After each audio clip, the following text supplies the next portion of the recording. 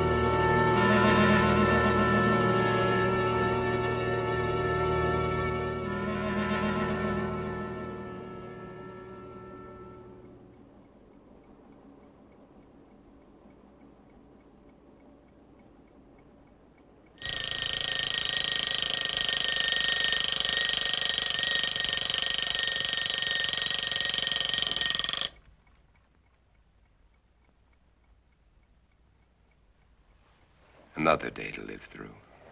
Better get started.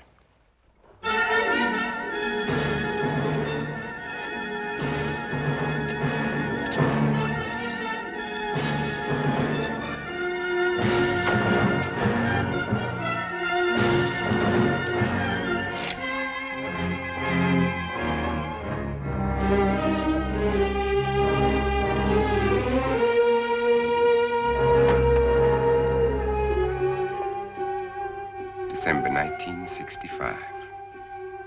Is that all it has been since I inherited the world? Only 3 years. Seems like 100 million.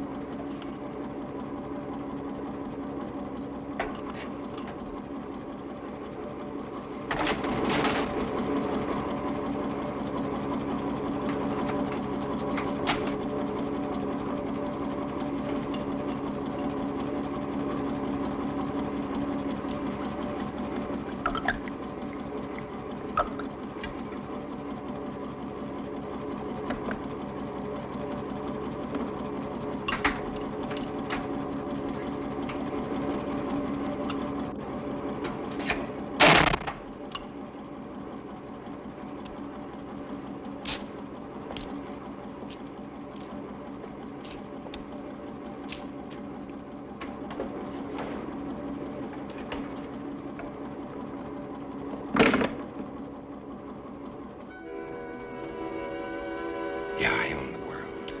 An empty, dead, silent world.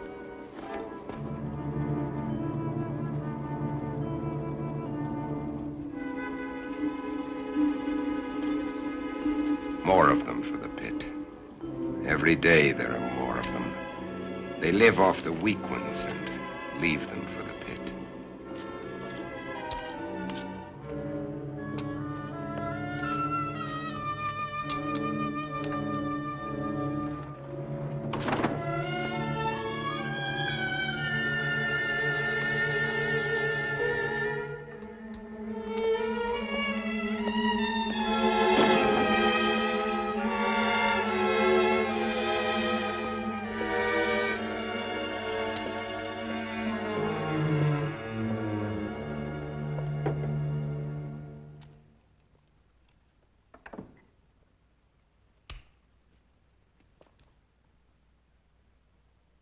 KOKW calling.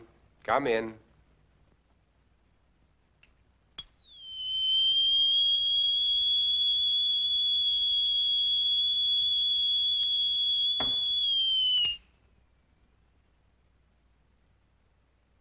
KOKW calling. I'm on international frequency. Come in.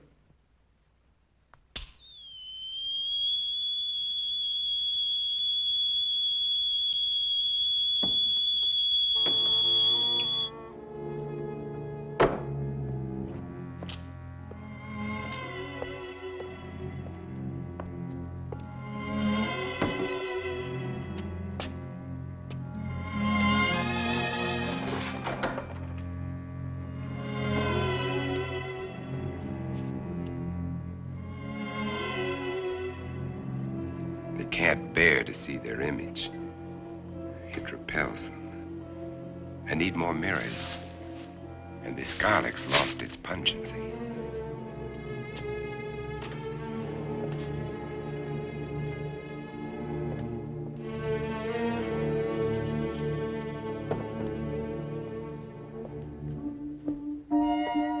was a time when eating was pleasurable.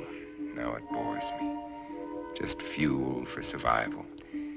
I'll settle for coffee and orange juice this morning.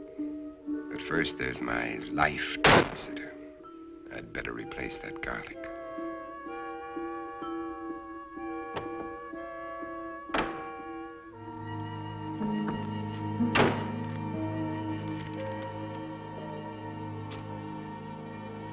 I'll need more, lots more. Better stop off and get them.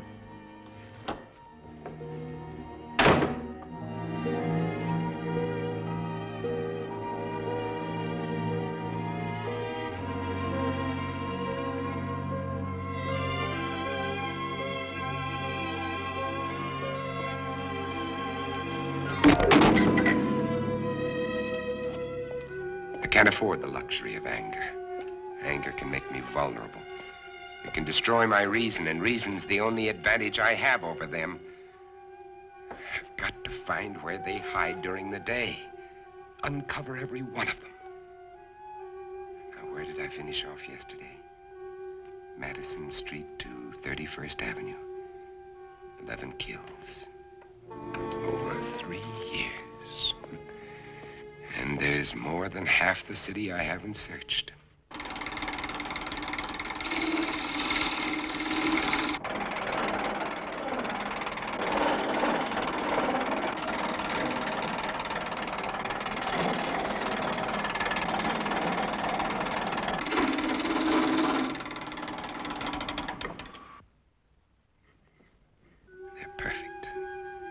Just wide enough to keep the flesh apart so their body seal can't function. And how many more of these will I have to make before they're all destroyed? They want my blood. If their lives are mine, and I still get squeamish.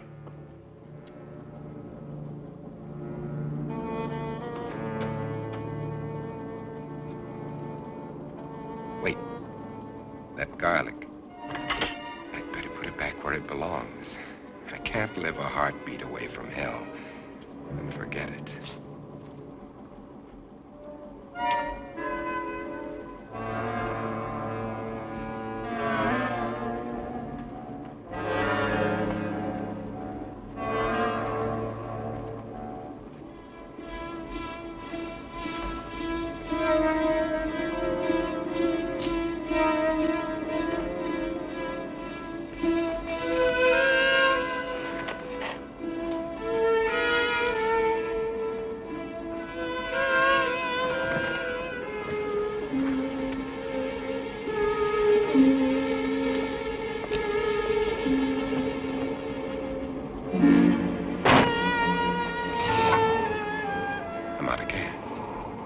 One more stop I'll have to make.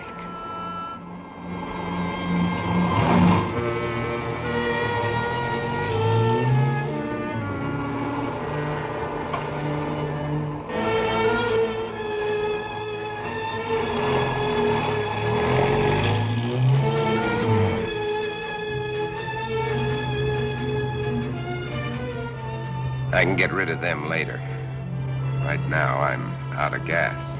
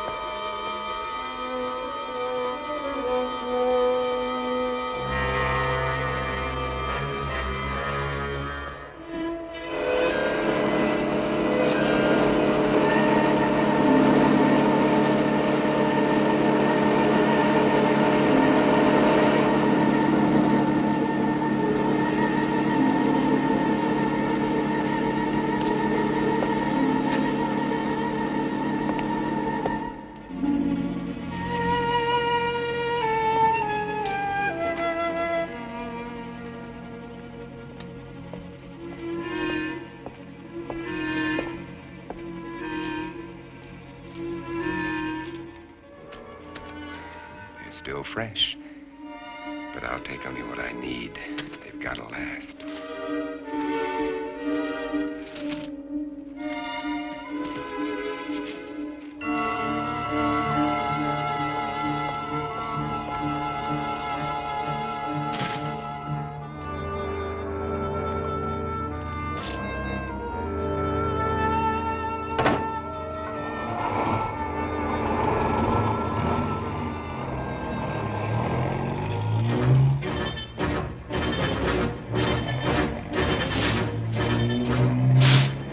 They can wait, too. I've got my life to worry about. Those mirrors have to be replaced before dark.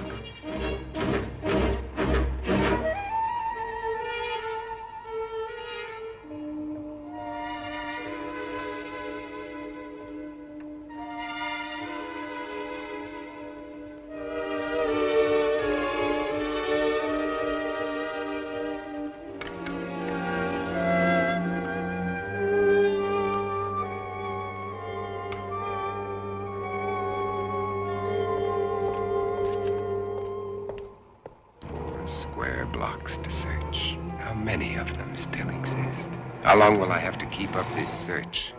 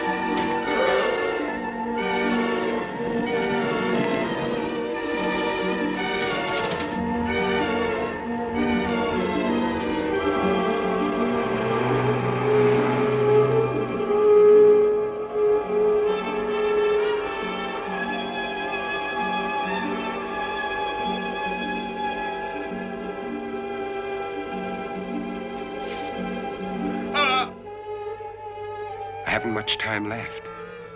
It'll be dark in an hour.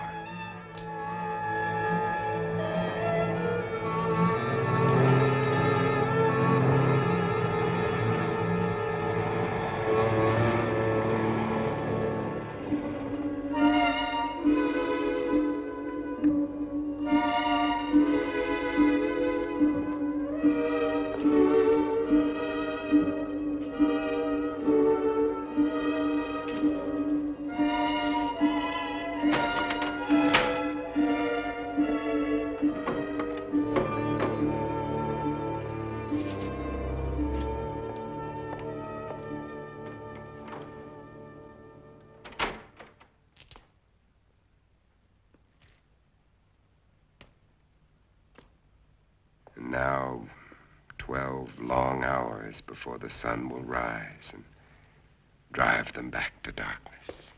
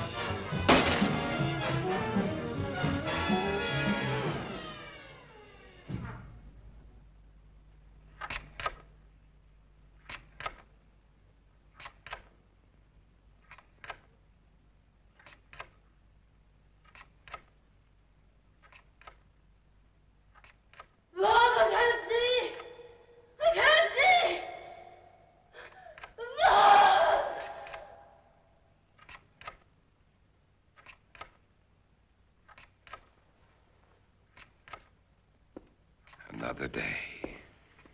Another day to start all over again.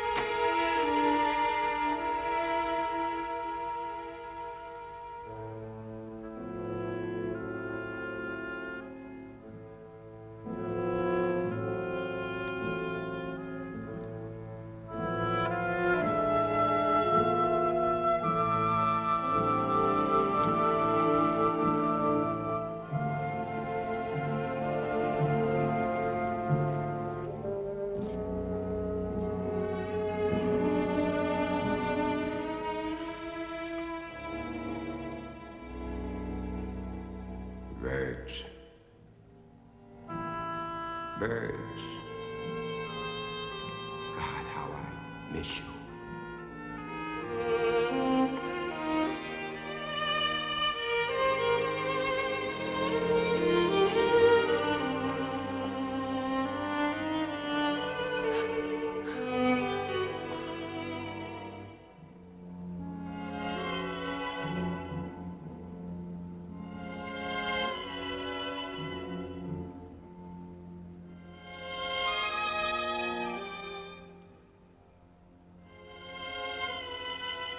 The sun's already set. They'll be everywhere.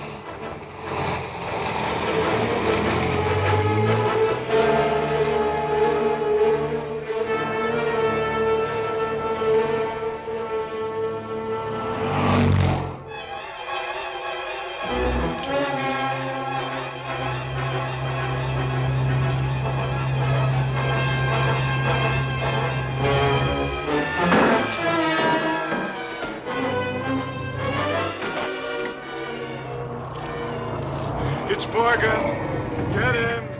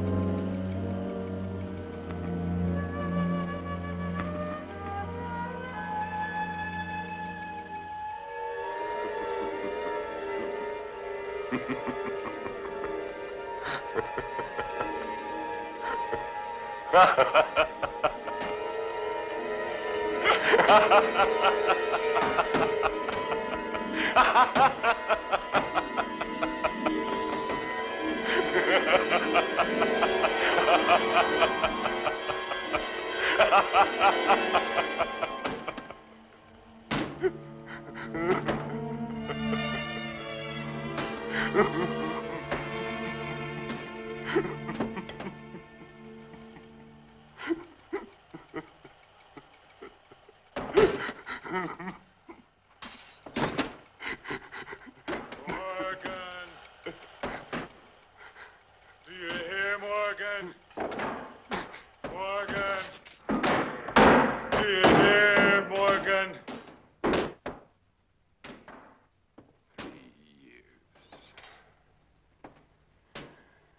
3 years.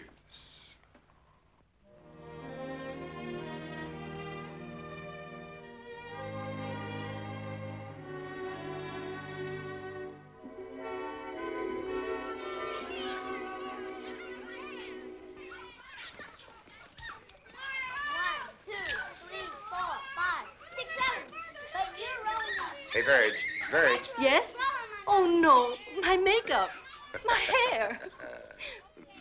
Hey, where is everybody? All I can see Hi, is... Ben. Oh. I can hear children, but I can't see any children. Uncle Ben! Uncle Ben! Hey, look at how I'm crazy. Ben, Uncle Kathy. Ben, Uncle Ben! Where'd you bring me? Open them and see. Open them and Oh, see. come. Kathy. I got a fun here. I'm gonna fun twisting.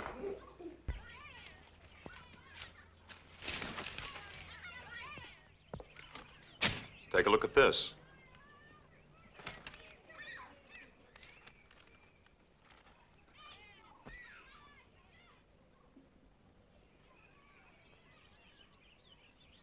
It's highly theoretical, Ben. Theoretical. Do I have to remind you that theory is a beginning of solution?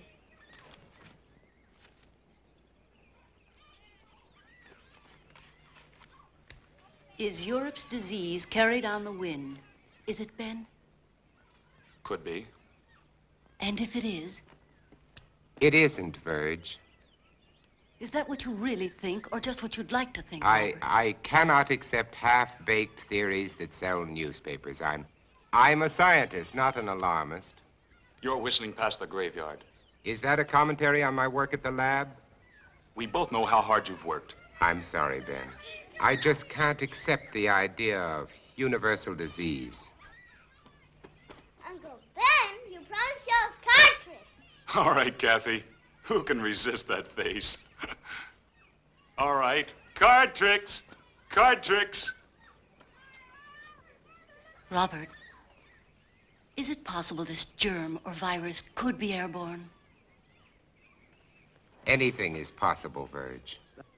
The best brains in the world have been running through this thing with a fine-tooth comb. The germ is visible under a microscope, but is not like any bacilli ever known. In what way? It can't be destroyed by any process we've been able to uncover. But with the whole world trying, there must be a solution. Mommy.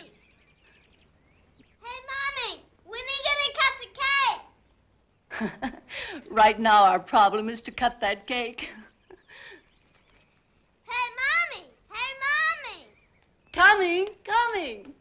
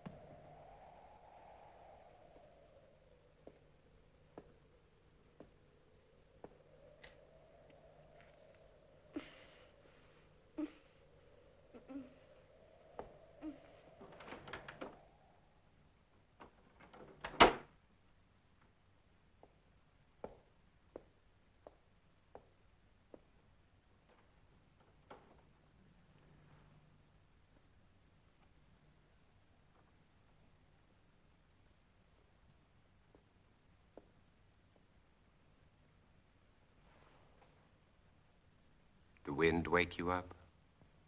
It always does. How do you feel? I'm all right. Oh, don't get up, honey. I'm not sick, Bob. I'll make You don't breakfast. have to. I'll be all right. Go on and read your paper. All right.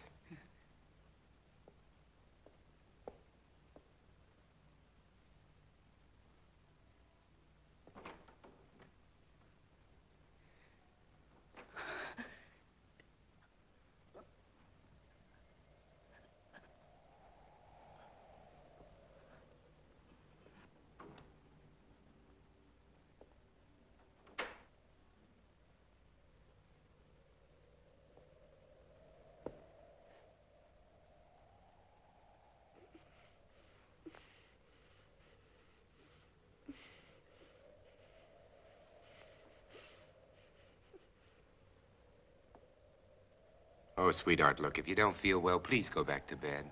I'm just a little tired, that's all. I wish somebody would find a vaccine. It's all we're working on at the lab, Verge. Maybe you better not send her to school today. All right. You think you should go to work? I have to. Oh, Bob. Bob. I'm so frightened. Everything's gonna be all right, sweetheart.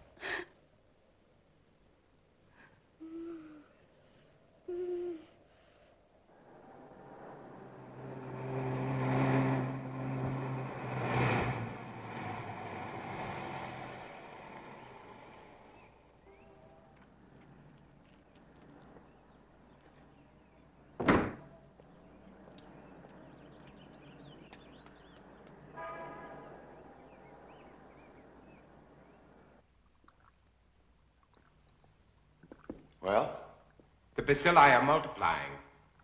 that kicks the bone marrow theory in the head. This specimen shows a higher white count than when I put it on the slide. Those cells are still living, Dr. Mercer, off one another. There has to be an answer. You heard that all communications are ended outside the continental limits? Yes, I heard. That leaves it in our laps. So we keep trying. Where's Cortman? Well, he should be here by now. You two stay on this virus theory until I decide it's exhausted. Right. Yes, sir? Morgan will fill you in. All right, sir. And what did the great man of science have to say today? More of the usual? Oh, he's trying, Ben, just like the rest of us. And nothing works. The streets are swarming with truckloads of bodies that they're throwing into that god-awful pit. And the dedicated Dr. Mercer goes on with his plodding, unimaginative approach. You have a better idea? Maybe. At least it involves imagination. Ben, it's as simple as this. An unknown germ is being blown around the world. It's highly contagious and it's reached plague proportions. And you don't believe some of the dead have come back? Let's get to work. And why are they burning the bodies? Why don't they bury them? Because it's the best known way to control the contagion, to keep the germ from spreading. That's what we've always believed, at any rate. You'd prefer us to believe in vampires? If they exist, yes. There are stories being told, Bob. By people who are out of their minds with fear. Maybe. But there are too many to be just coincidental. Stories about people who have died and have come back. They're stories, Ben, stories. And why are the infected people always so tired in the daytime? Why can't they stand the sunlight? Why are they only seen at night? Come here. Look. I know his Look. Now, is this bacilli or isn't it? It doesn't alter. And this bacilli is found in the blood of every infected person, or isn't it? To show me germs is not to refute these stories, Bob. Point is, if there are vampires, they exist in spite of these germs. Come on, let's get to work.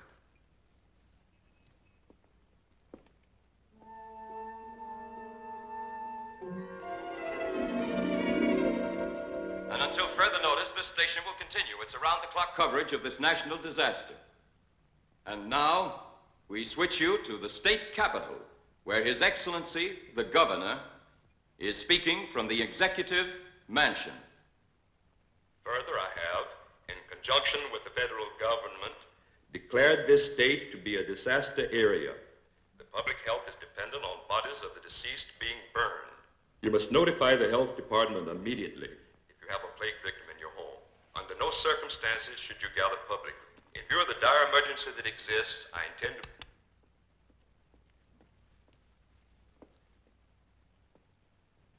Anything new? Huh? No, nothing new.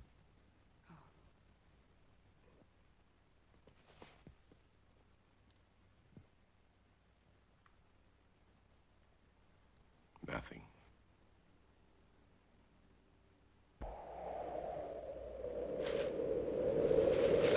Mommy, where are you?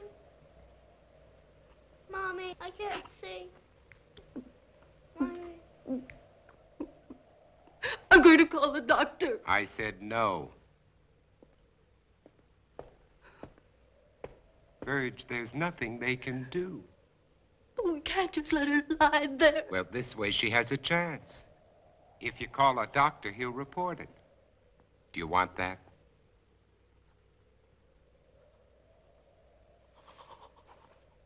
Mommy, help me. Mommy. Mommy, please help me. Mommy, help me. How can you be so sure she's... Blindness is one of the symptoms. You're not to call a doctor under any circumstances. No one is to come into this house. Now remember that. Mommy. Mommy. Mommy, where are you? I've got to pick Ben Cortman up on the way to the lab. No one is to come into this house. Now remember that.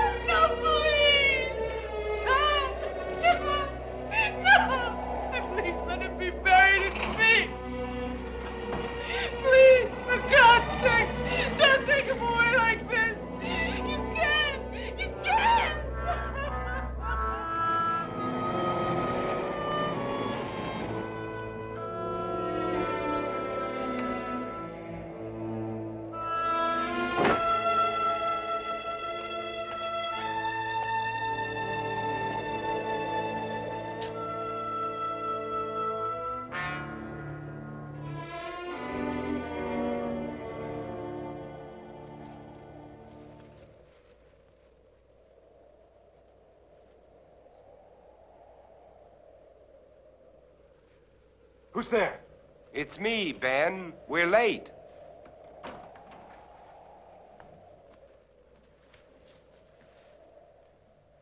Ben, what's the matter with you? Nothing, and I'm going to keep it that way. Ben, look, let's talk about this. There's nothing to talk about. You think I'm out of my mind. You laughed at me and my theory. You might be one of them. Ben, look, you're ill. You ought to see a doctor. No doctors. You take care of your life, I'll take care of mine. Now get away from here. You understand? Get away from here!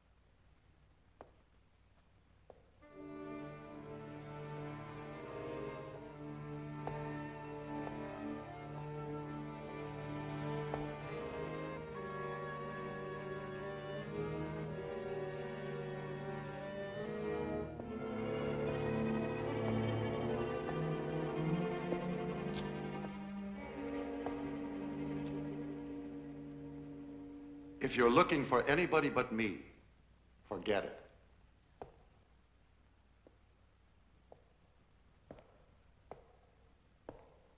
Are they all gone? That's right. Is there any hope from the latest reports? No, not yet. But believe me, Morgan, we'll find an answer. When, Doctor? We need it right now. I need it. You're the only one who wasn't afraid to come here today. What's going to happen, Dr. Mercer? Is everybody in the world going to die before someone finds the answer? No, I don't think so. I don't deny there's some strange evolutionary process going on, but mankind won't be destroyed. The fact that you and I are working here today is evidence of that.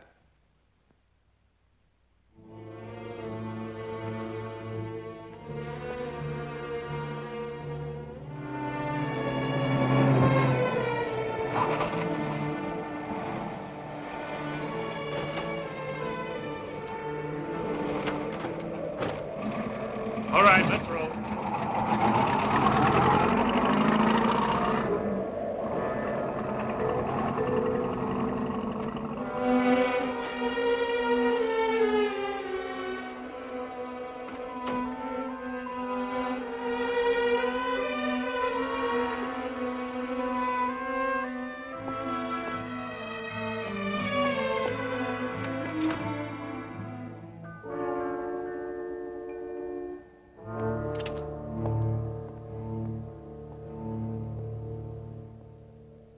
When?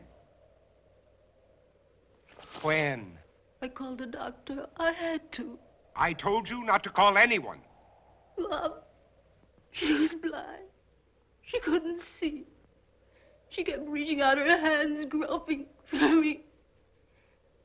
And then, all of a sudden, she was gone.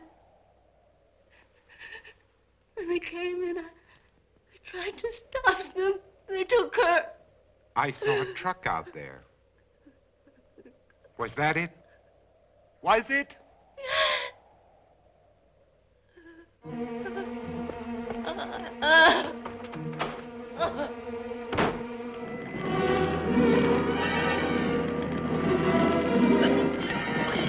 sorry, lady. There's nothing I can do. Let that truck through. Get out of the way. Get back, folks. Nobody's allowed out there. Please, all of you, get behind those lines. Look sharp there. Move. Move along. Make way for that truck. Make way. Hey, you, mister! Come back! Come back!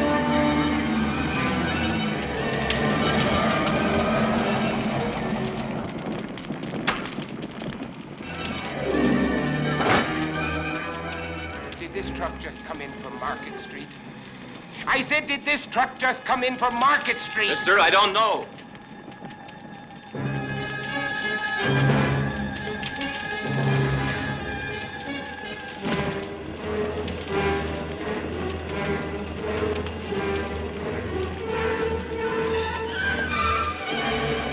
Hey, you don't belong in here. Get out. I said get out. I want my daughter. Mister, a lot of daughters are in there, including my own.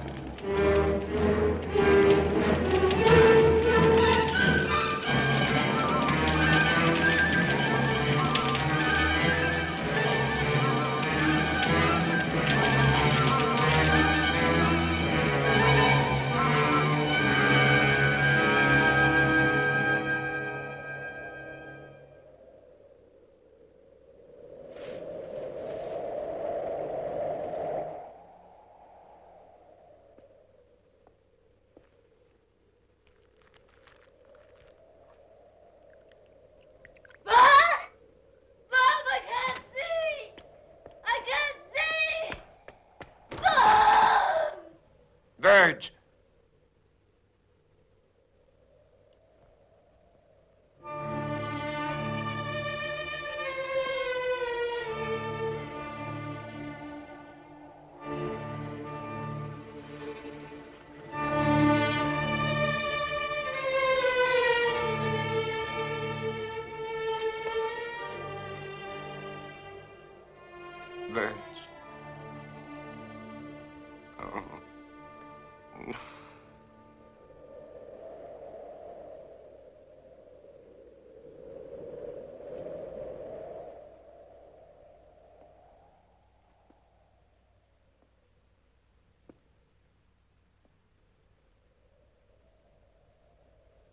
No. I won't let them put you there, Virg. I promise. I won't let them put you there.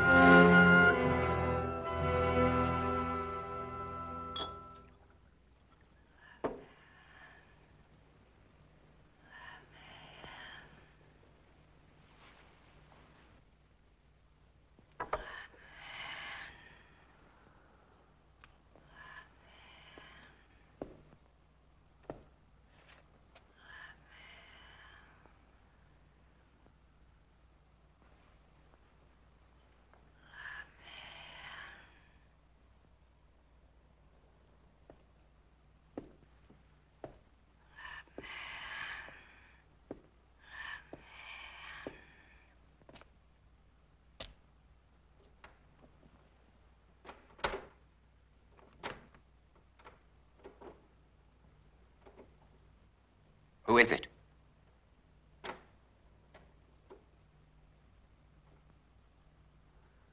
Who's there?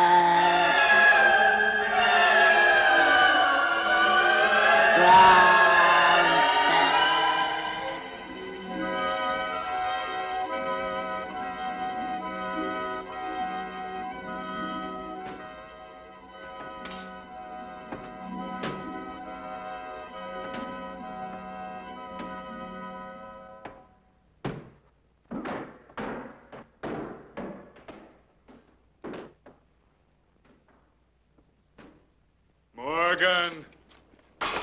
We're going to kill you, Morgan! Morgan! You hear? Morgan!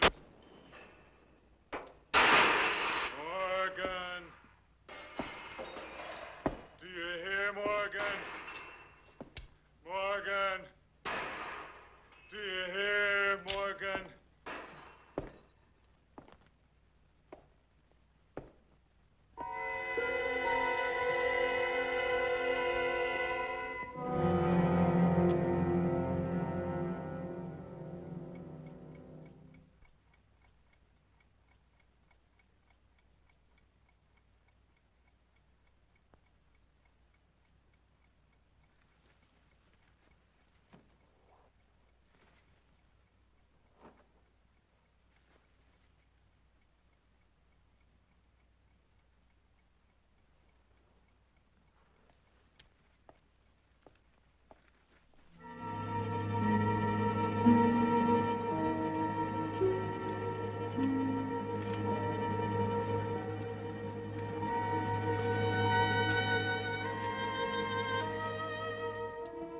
If Cortman thinks he can get to me by destroying my car, his wits are getting dull.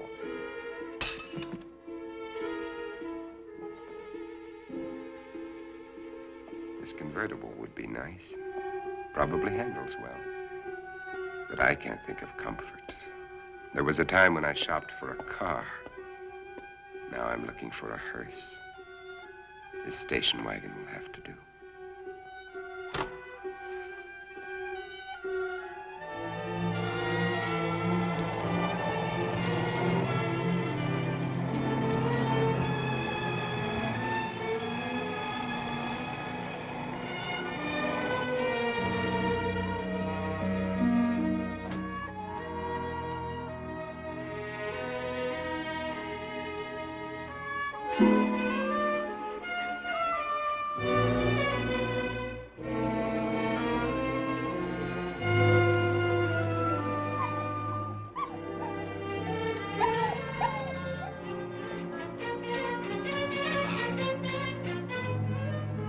Alive.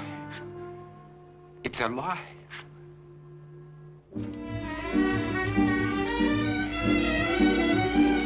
Wait! Don't run away! Come back here! Don't run away!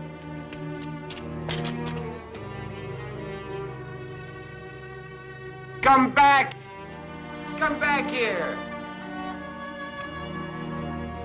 Wherever he is, I've got to find him. If I have to search every street, every house, every alley, every inch of this town, I've got to find him.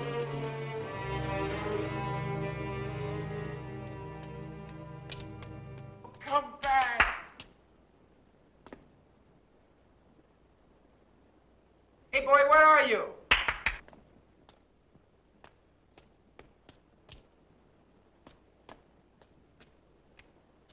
Where are you, pal? Come here.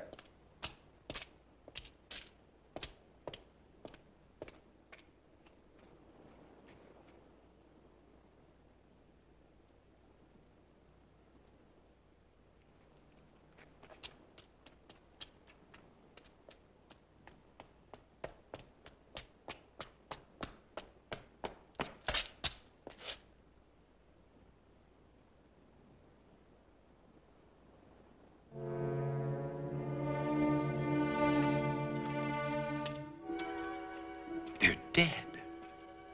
They've been staked.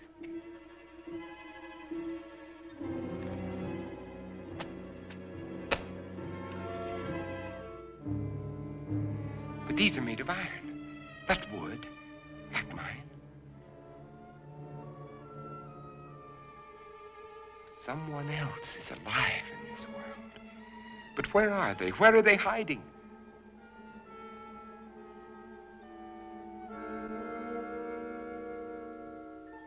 How many are there? Where did they come from?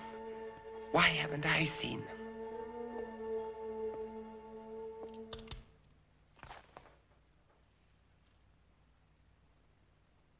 This is Robert Morgan. If somebody can hear me, answer me. For God's sake, answer me. This is KOKW calling. KOKW calling. Answer me.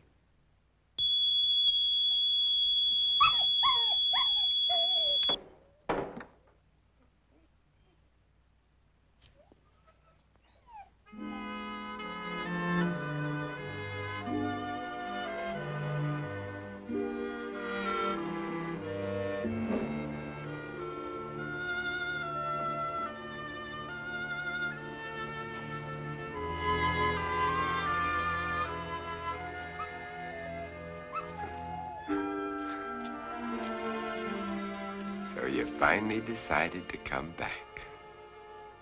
It's all right, boy. Good boy. Oh,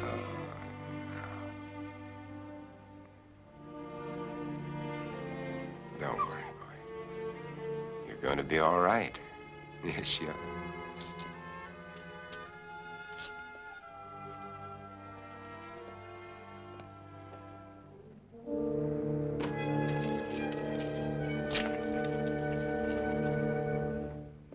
There, now we We've got you all cleaned up, You're gonna feel better. Gonna put you down here now, and you can rest, Got you all cleaned up. There you are. Rest. Oh.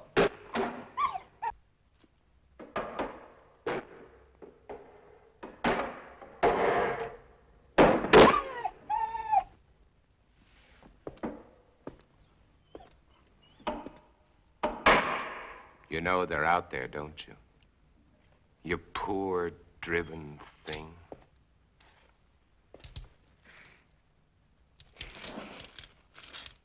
Everything's gonna be all right. Nobody's gonna hurt you.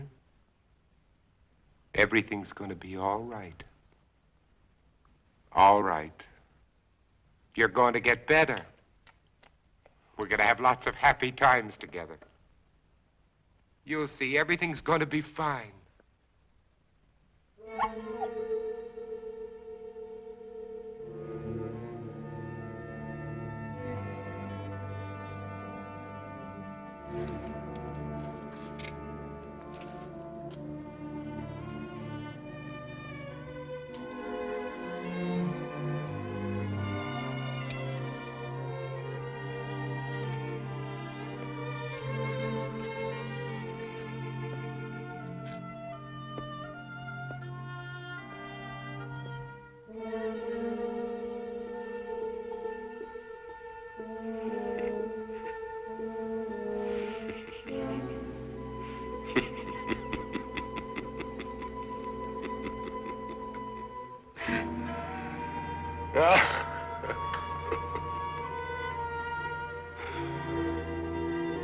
What's the use?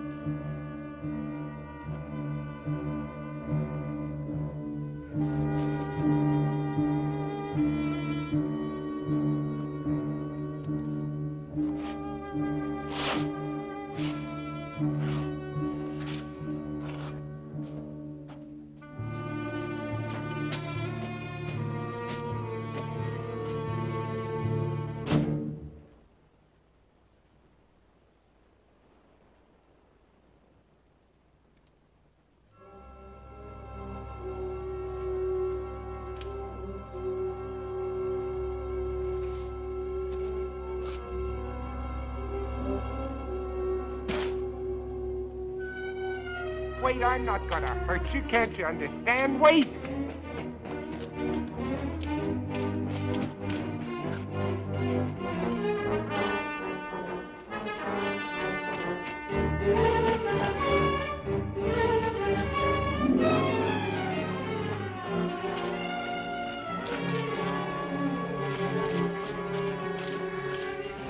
Wait!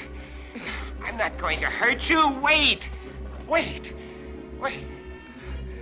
I couldn't be out here in the daylight if I was one of them. You know that they can't come out until sundown. Do you want to come with me or do you want to face them?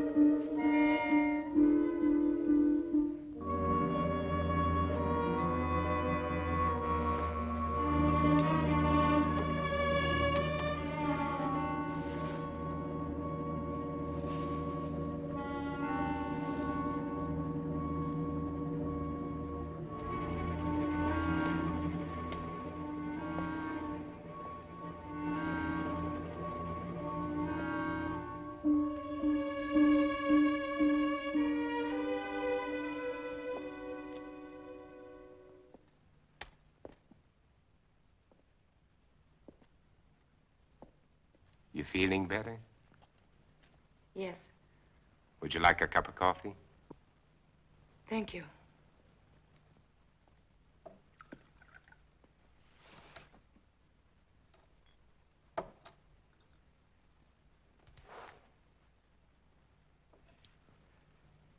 You seem very well organized here. Yeah. My name is Ruth Collins. I was married.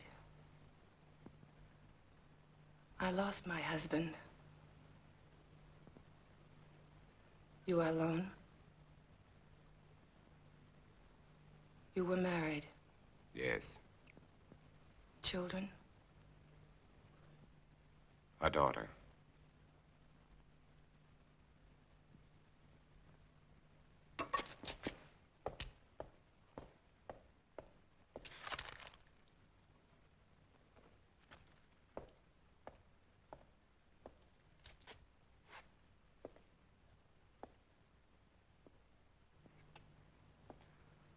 What are you doing? Please stop, please. Stop it, please. You're making me sick. Why do you turn Please. away? Please. Why do you turn away?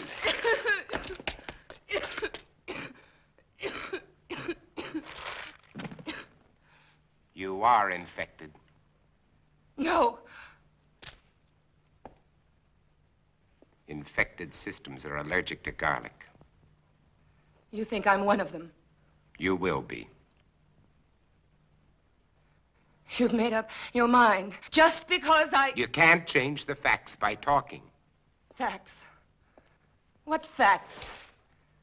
That I got sick? I've had a sensitive stomach all my life. I saw my husband killed, torn to pieces right in front of our house. I've been wandering ever since, hiding at night, not eating more than scraps, sick with mourning, sick with fear, unable to sleep. Then you shout at me. You chased me across a field, hit me, dragged me to this house. And to top it all, when I get sick because you shove a piece of reeking garlic in my face, you tell me I'm infected. Where are Let you me going? go. You can't go out there. It's almost sunset. Let me go, You I can't said. go out there now. In a few I minutes, don't the streets care. will be full Let up. me go. At I don't least let me give you a care. blood test. Don't touch me. Don't touch me. Don't touch me.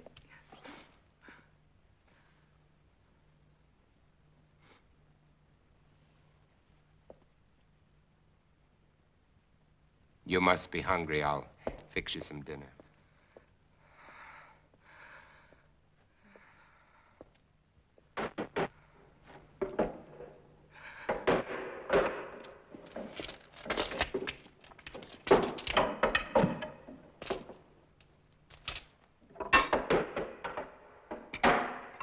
You know, you should eat. I can't.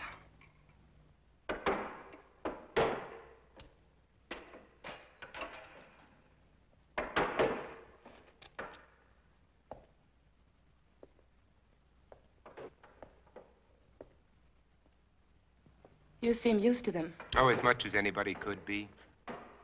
I'm not frightened of them anymore, if that's what you mean. Oh, I protect myself against them, but only because there's so many. Individually, they're weak, mentally incompetent, like animals after a long famine. If they weren't, they surely would have found a way of breaking in here a long time ago. Come out, Morgan. Hear that? That's Ben Cortman. He was my friend. Your friend? He was like a kid brother. If I could find him and destroy him. But you said he was your friend. When I find him, I'll drive a stake through him, just like all the others.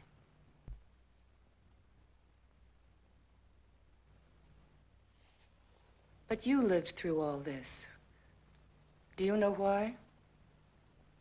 Perhaps I was chosen. That's a laugh.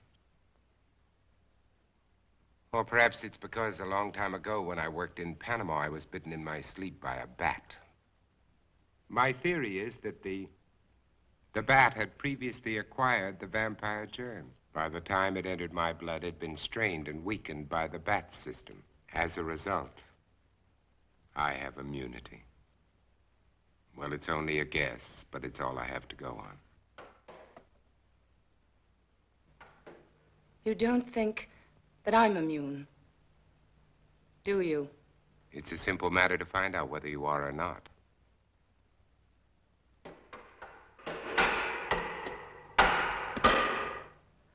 What will you do if I am infected? Cure me? You don't have to answer. I know as well as you do. It's incurable. There might be a way. If not of killing the germ, at least of containing it, keeping it from spreading. If I had the equipment, the time. Which you don't.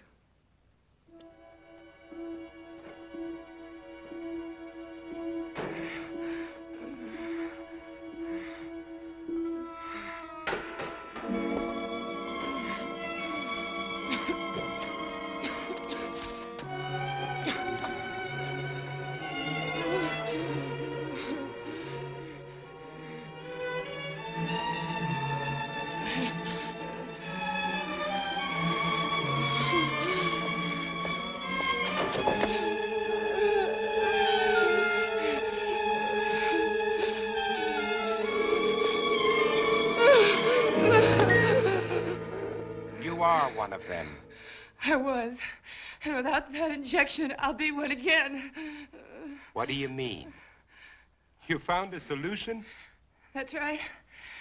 Exactly as you said it could be. I take that for it. What is it? Defibrinated blood plus vaccine. The blood feeds the germ.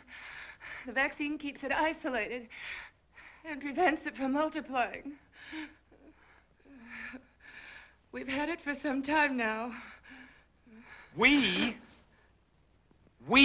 There are quite a number of us. And I thought you were alone. I was going to cure you. Does that amuse you? No.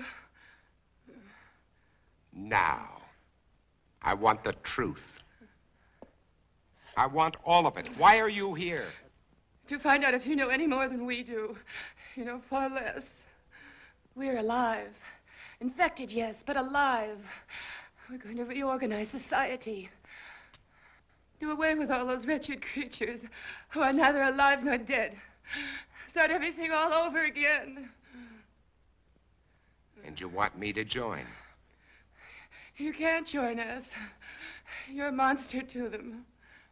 Why do you think I ran when I saw you? Even though I was assigned to spy on you. Because I was so terrified of what I'd heard about you.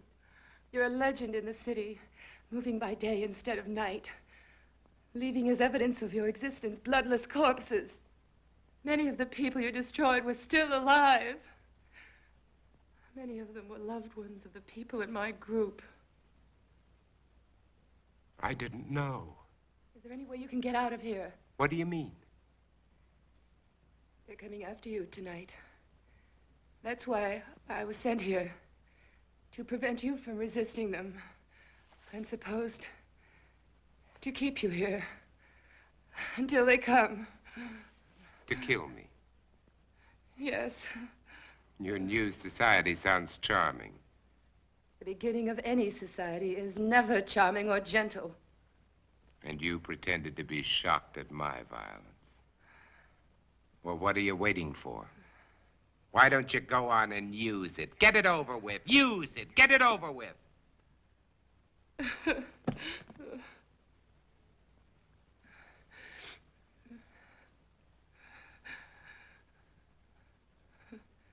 Now you know.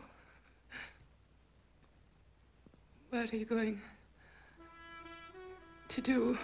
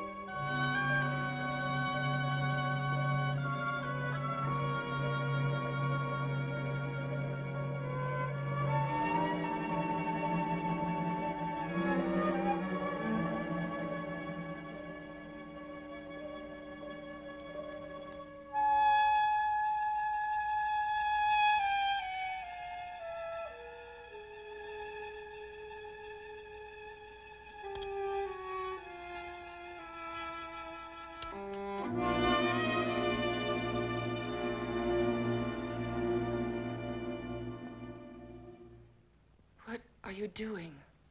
It's already done. What?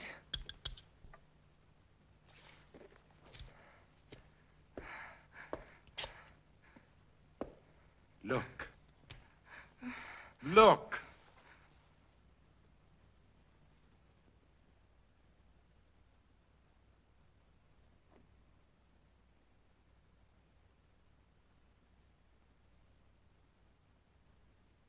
You see? It worked, Ruth. The antibodies in my blood worked. My blood has saved you, Ruth.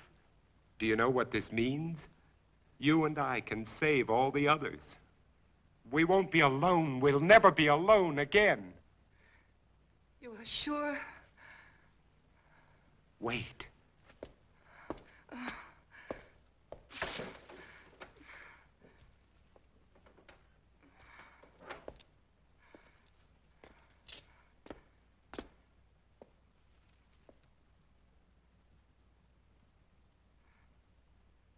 Don't be afraid.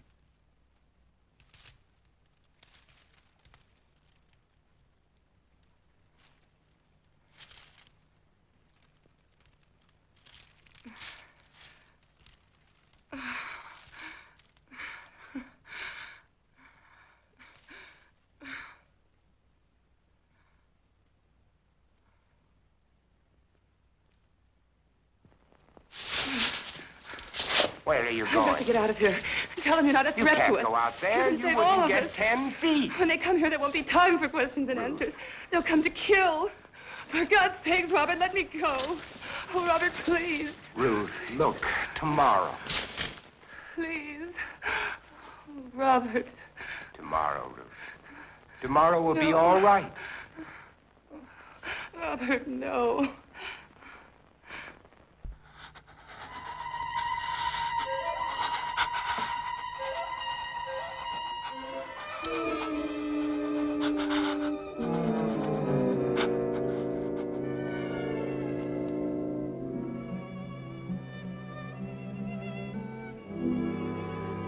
Robert, Yes, Ruth. what if this doesn't last? But it will. I've already checked it under the microscope. Wait, I'll show you. I'll prove it to you. I'll check it again.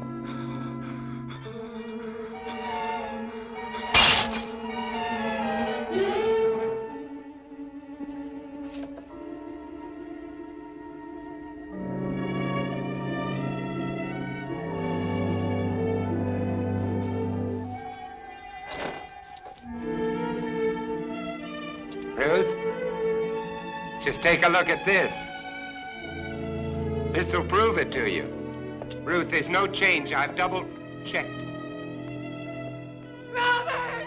Ruth. Ruth! Robert! Ruth, get away from her! Ruth, are you all right? Are you all right?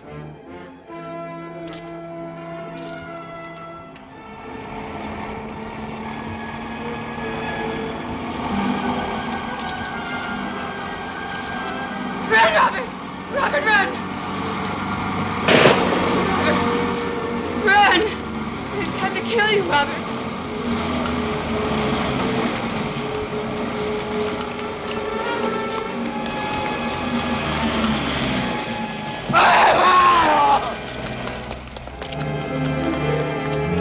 Run!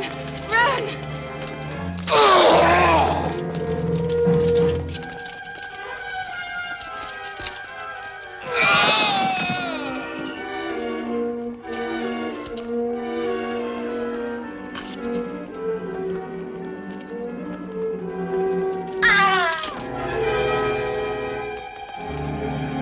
Up there!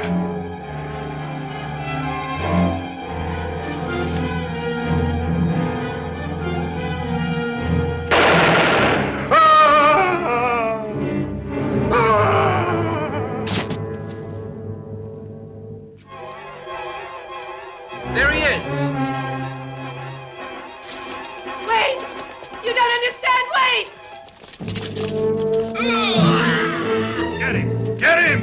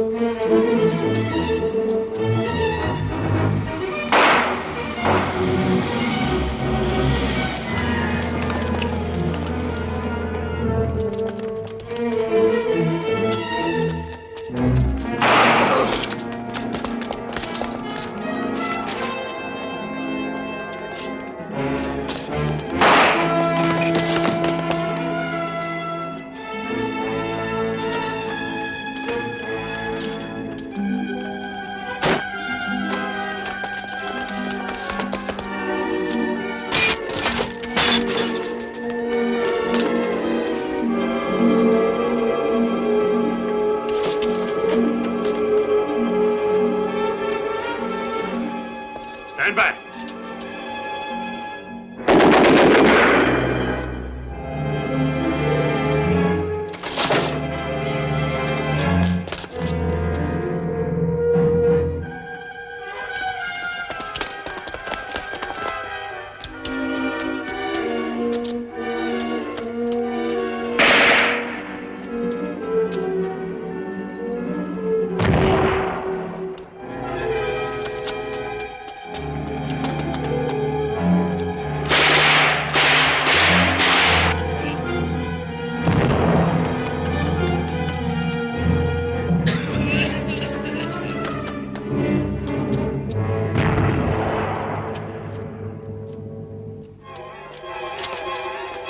There he is, near the church.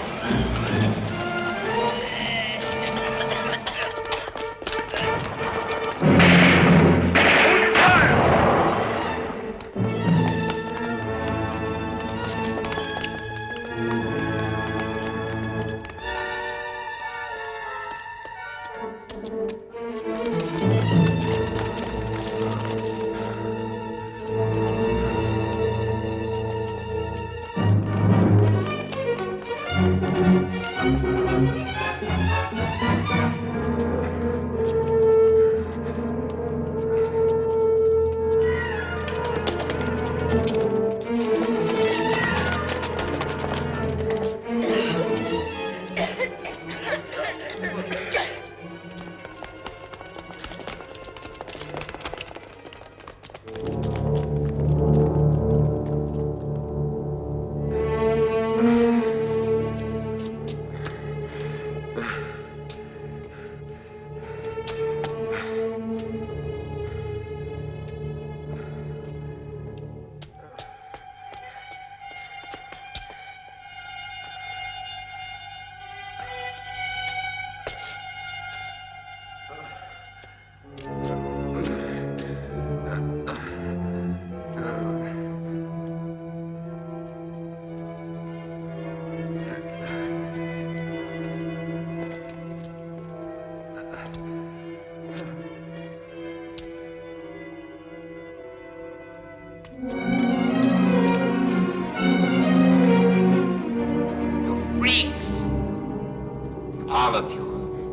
All of you freaks! Mutations!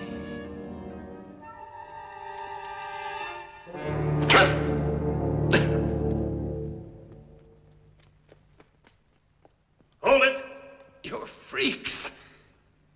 I'm a man. The last man. Robert. They were afraid of me. They were afraid of me. They were afraid of me. I didn't know.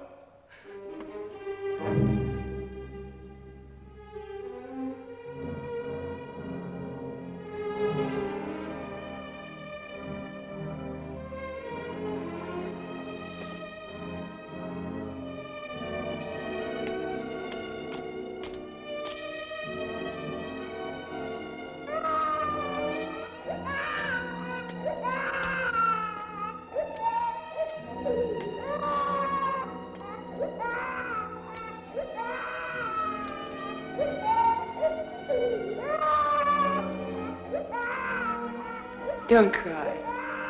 There's nothing to cry about. We're all safe now. All safe.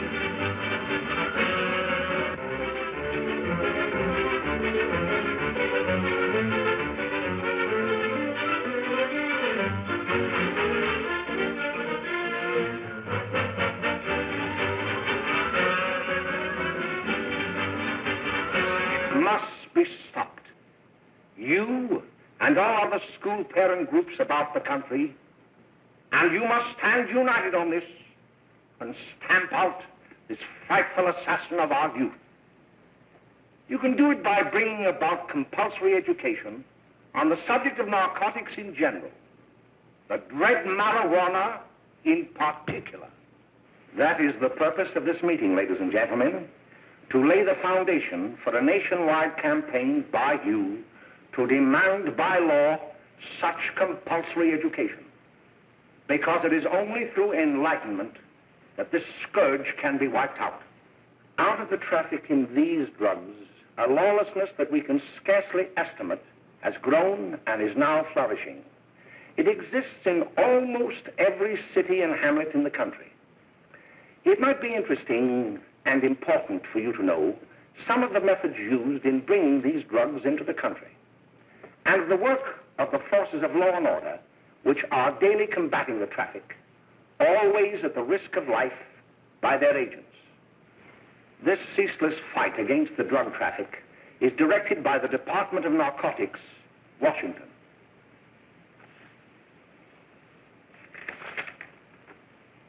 I've received a letter of vital importance from a member of the Narcotics Bureau.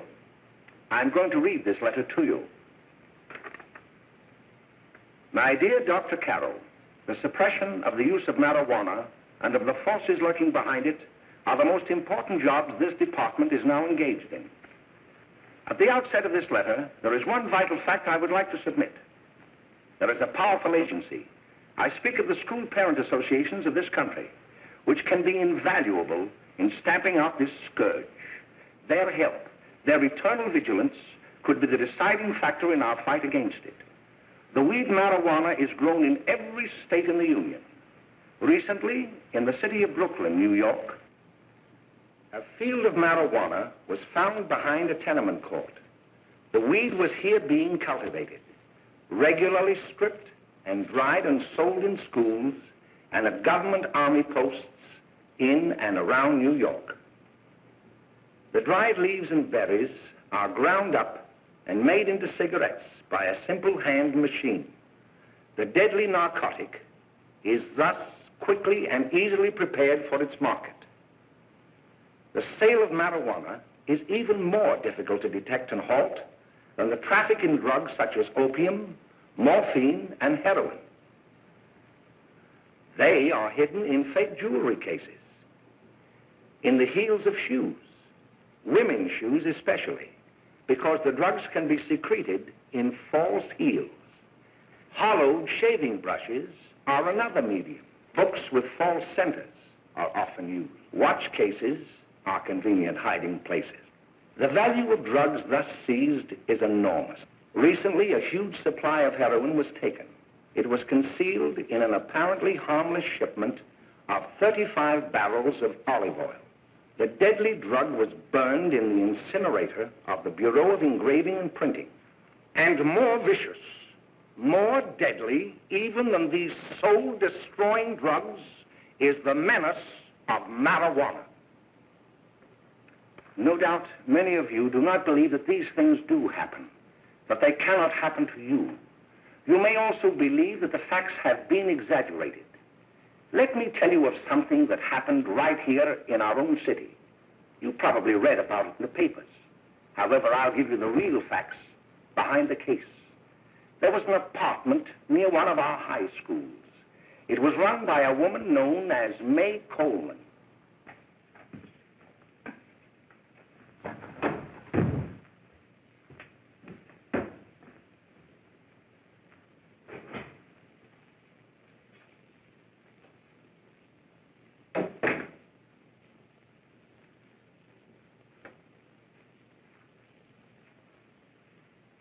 Hey, come on, May, get up.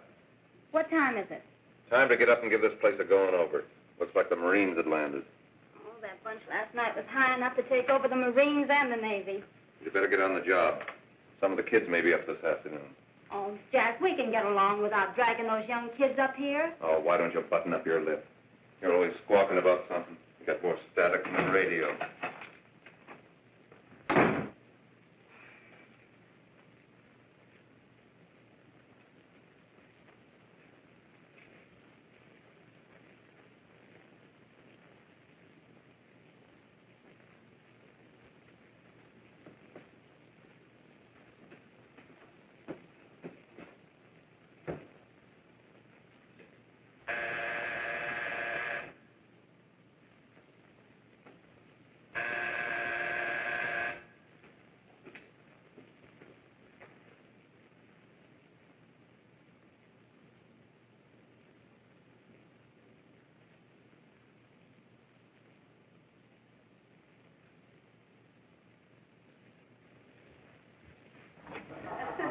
Oh, greetings.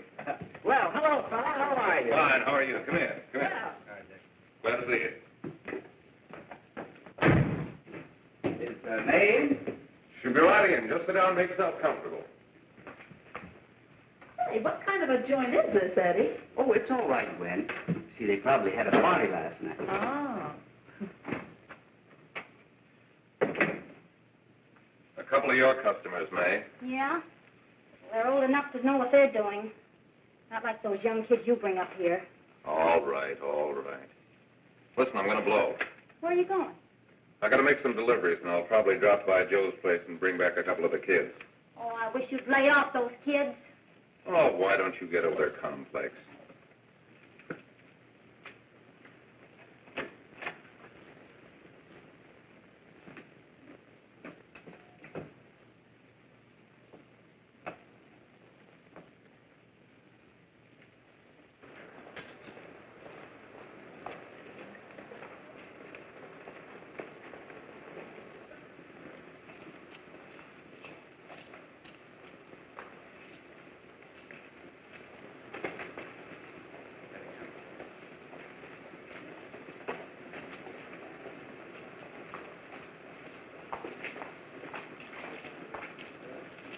Oh, by the way, Ralph, I'm sort of getting a little party Saturday afternoon over at my grandmother's.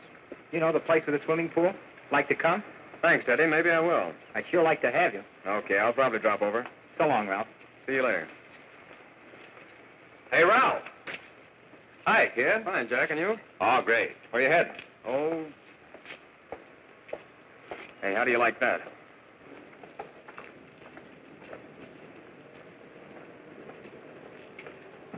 That's the one I was telling you about. Very nice. I don't know why you want to make such a fuss over that Ralph Wiley. Oh, he's a swell swimmer. He made the freshman team that year he went to college. Yeah, and that lets him out. My dad knows his family. None of them are any good. Father and mother just got a divorce from Paris. Yeah? You know, Ralph runs around pretty much on his own. He's been in a couple of jams. Well, I only kind of say hello to him. I don't go around with him. Well, you better not. He's a little too old for it. That's what my dad said. Hello, Mary. How are you, Bill? How are you, Ralph? Oh, hello, Ralph. You know my brother Jimmy, don't you? How are you? Well, I'd like you to meet a friend of mine, Jack Perry. Mary, Bill. How do you do? Glad to know you. We're going over to Joe's place. Why don't you come along? we have a date to play, a set of doubles. Oh, you can play anytime. Come on, we'll have some laughs. Oh, we can't today, Ralph. Some other time. Can I go along with you? Sure. Hey, I'll see you at dinner, sis. Don't be late, Jimmy. I won't.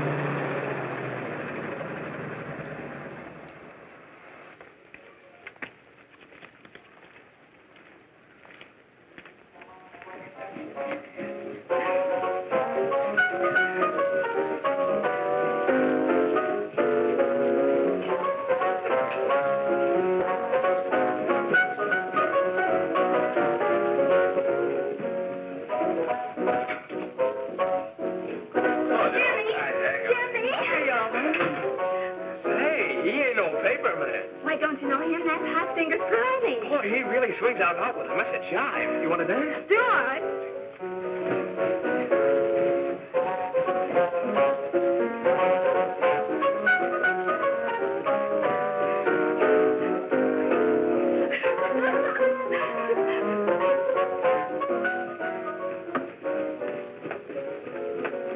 May's expecting us at the apartment a little later.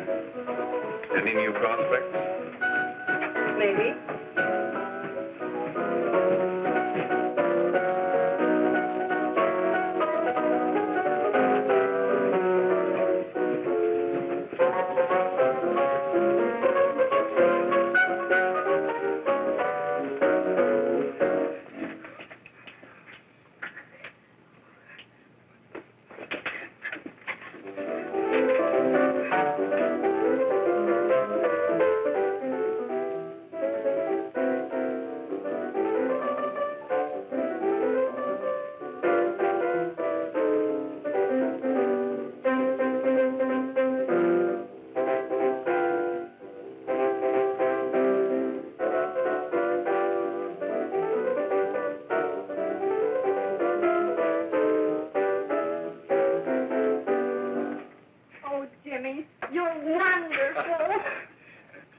Just finding that out.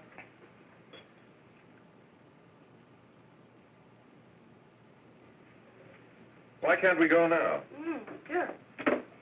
kids. We're having a little party up at my girlfriend's apartment. Wouldn't you like to come? Oh, I'd love to. You want to come, don't you, Jimmy? Oh, sure. Any place with you. Well, come along. We can all go in my car.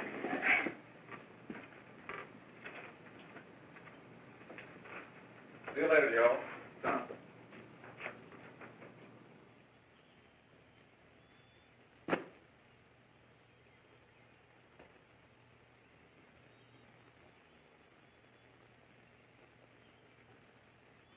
It's sweet of you to help me, Bill. Well, I'll try anything except domestic science. Why, Bill, don't you want to learn something about running your own home? The answer is no. You know, after that session we had yesterday, I went home and told Mother that the trouble with her pot roast gravy was she hadn't added 3 heaping teaspoonfuls of olive oil. What did she say? She didn't say anything. She just threw me out of the kitchen. Well, I don't wonder. Hello, children. Hello, Mother. Hello, Mrs. Lane. That was sweet of you, Mother. Gosh, hot chocolate. Thanks, Mrs. Lane. I know you can't study on empty stomachs. Now then, enjoy yourselves. He will. She will too, Mrs. Lane. May I? Oh, thank you, kind sir. You're so very, very kind. Mary, before we do that math, how about reading some of this? It's swell. Romeo and Juliet. Don't you like it? Uh-huh.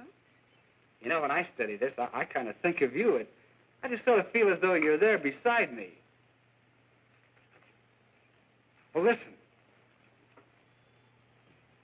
It is my soul that calls upon thy name. How silver sweet sound lovers' tongues by night, like softest music to attending ears. Romeo, My dear, what o'clock tomorrow shall I send to thee? by the hour of 9. I will not fail.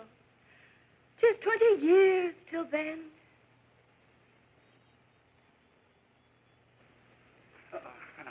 Well, I'll see you tonight, Mary.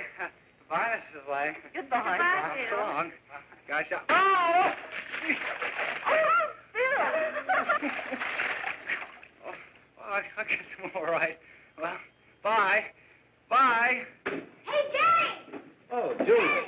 Well, hey. Hey, Dad, you got anything for me? Well, there should be. Don't bother your father every night. Have you? There you are. What made you so late, Bill? I was getting worried. Oh, I had to study, Ma.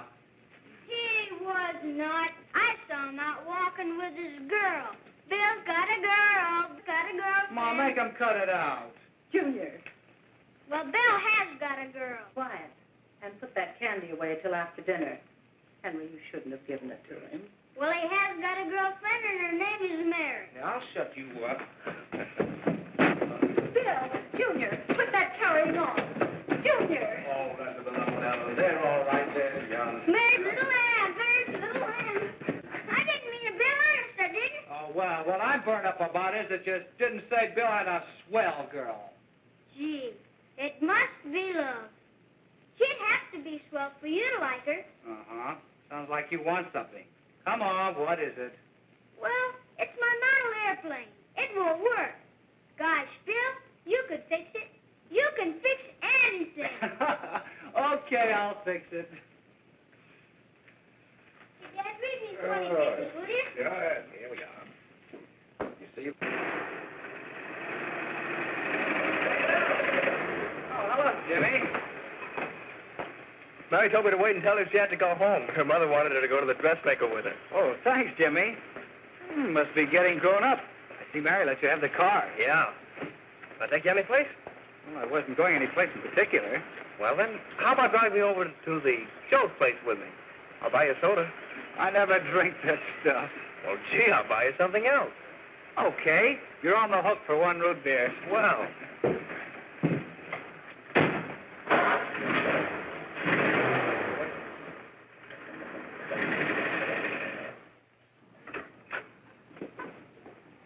Hi, Bill. Hi, Jimmy. Oh. Hey, Jimmy. Hello, Jimmy. Hello, Bill. Come on, slide in. Hello, Blanche. Hello, Ralph. How are you? Well, Ralph, how have you been, Ralph? Hello, Jim. 2 sodas. No, I mean 1 soda and 1 root beer. How's May? Oh, she's fine. We're going up to her apartment a little later. Couldn't Bill come along? Mm-hmm. Well, don't come on along. Bill, you'll get a kick out of it. Thanks just the same. Oh, come on, Bill. Mary won't be jealous. Why, sure. A lot of the kids will be there. It's keen. Well, I don't know. I really shouldn't. Well, okay.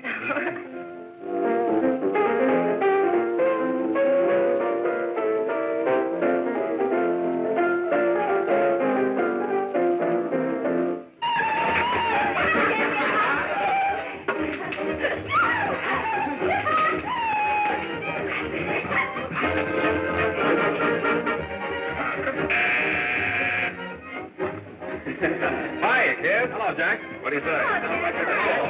Yeah, come on in.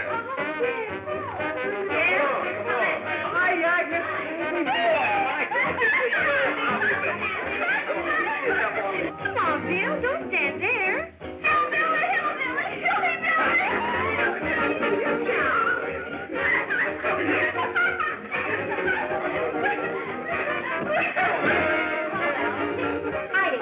I'm Egg. This is Bill Harper. He's okay. Hello. Well, if you say so, it's all right with me. I'll be back in a minute. Hiya, kids. How you doing? Okay, hi, May. There's a new one in today. Yeah, Bill Harper. He's all right. Blanche's got herself quite a yen for her. Not bad. I didn't think she had that much taste. She knows what she's doing. She's got Ralph nuts about her, and now she's got her hooked up for this new kid. Hey, we haven't any more smoke. You better run over and get some. Why couldn't you find that out when I was here this morning? Now I've got my car in the shop. Well, what of it? That kid out there, Jimmy, he's got a car. He'll take you. Come on, get going. Hurry up.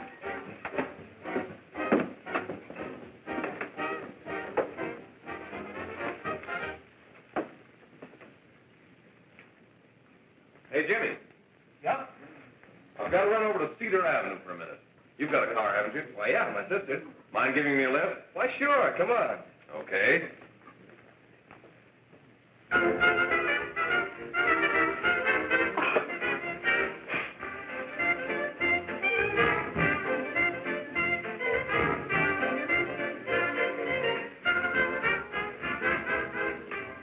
No, thank you. Well, here we are. Oh, thanks. Oh, May, don't forget me. I never forget you. Oh, here. If you want a good smoke, try one of these.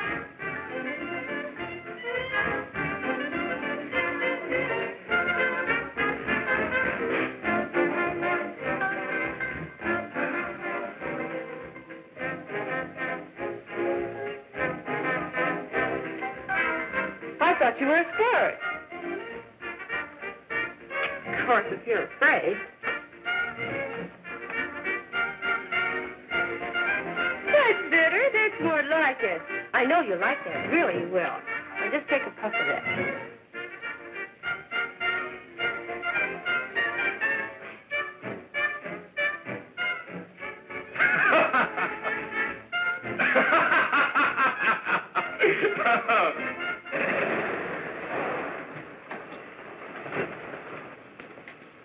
Just be a minute, kid. Hey, Jack, get me a cigarette before you go, will you?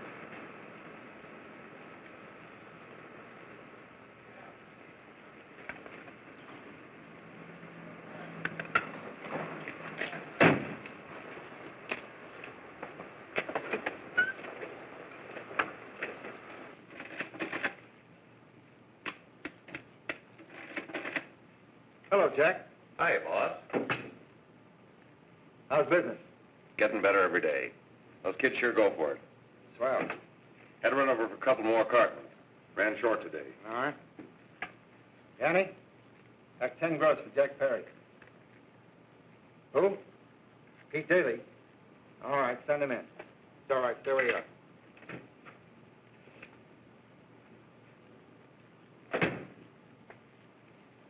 I want to talk to you.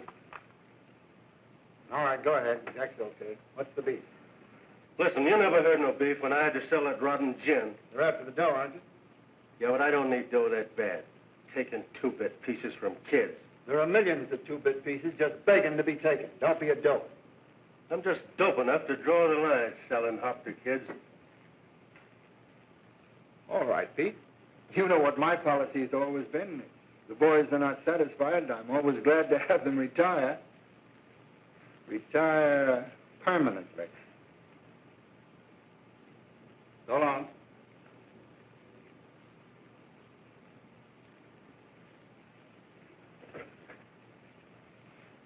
I only wish you had a couple of kids so I could... Get out! All right, Jack, pick up your stuff from down here. I'll be ready by now. Okay, boss.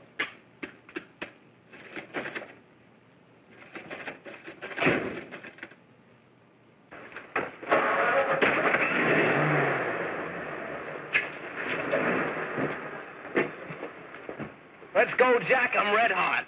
Better be careful how you drive it. The first thing you know, you'll be ice cold.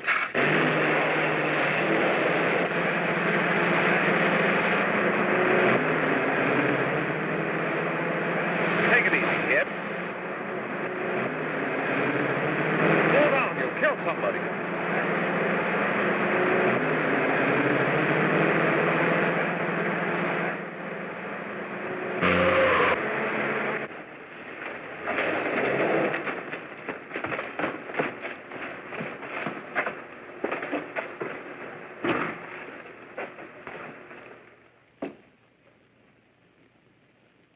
Mary, you're not eating your breakfast again. Bill Hartford hasn't been around lately. Anything wrong between you two? Why should there be anything wrong? There shouldn't be, I'm sure. And whatever it is isn't serious, I know. I'm sorry, Mother, for snapping at you like that. Don't worry about it, dear. Why don't you speak frankly to Bill? He'll be honest whatever the trouble is. I'm sure Bill Hartford never lied about anything. Yes, that's right. Bill's mother says he never lies. There, you see? You think it'd be all right if I speak to him about it? Why, of course. Oh, Jimmy. Oh, what? Sit down, darling, and I'll have your breakfast for you in a moment.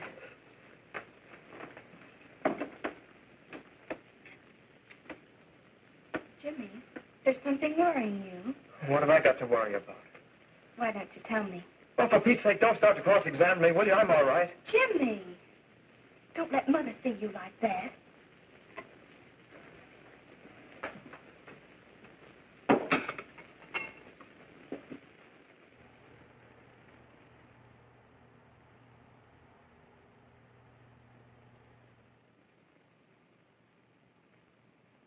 There is no doubt that there is an organized gang distributing the narcotic to students, not only in my school, but all over the city. You government men have got to find some way to put an end to it. Of course, I agree with you, Dr. Carroll. But do you realize that marijuana is not like other forms of dope? You see, it grows wild in almost every state in the Union. Therefore, there is practically no interstate commerce in the drug. As a result, the government's hands are tied. And frankly, the only sure cure is a widespread campaign in education. Oh, it's all right to talk about education, Mr. Wyatt, but we educators can't do anything until the public is sufficiently aroused. Let me show you something. In 1930, the records on marijuana in the Washington office of the Narcotics Division scarcely filled a small folder like this. Today, they fill cabinets.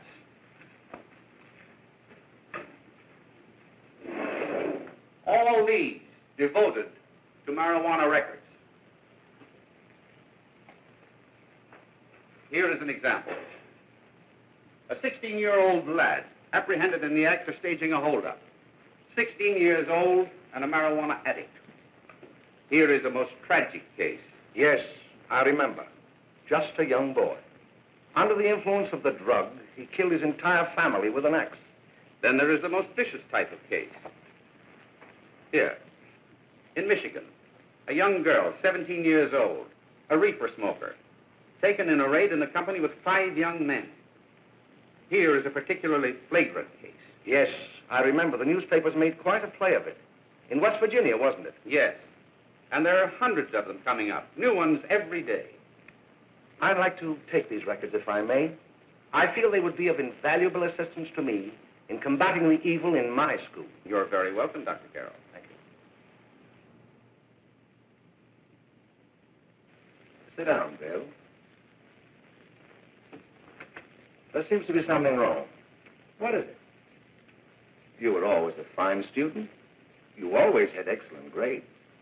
Well, I guess the work is getting a little harder, Dr. Carroll. No, it isn't that. Bill, I'd like to help you. But of course I can't unless you let me. You're undermining your health. Well, there's nothing, Dr. Carroll. Really, there isn't. I'll study harder, honest. Honest? If you were being honest with me and honest with yourself, I'm afraid you'd tell me an entirely different story. Bill, I'm going to ask you a straightforward question. And I'd like to have a straightforward answer. Yes, sir. Isn't it true that you have, perhaps unwillingly, acquired a certain harmful habit through association with certain undesirable people? Well? Oh, no, sir, I haven't, Dr. Carroll. Well, that is, you see, I'm worried about something at home. All right, my boy. We'll just have to let it go at that. But remember, if you ever want to confide in me, no one will ever be the wiser. Well, thank you, Dr. Carroll.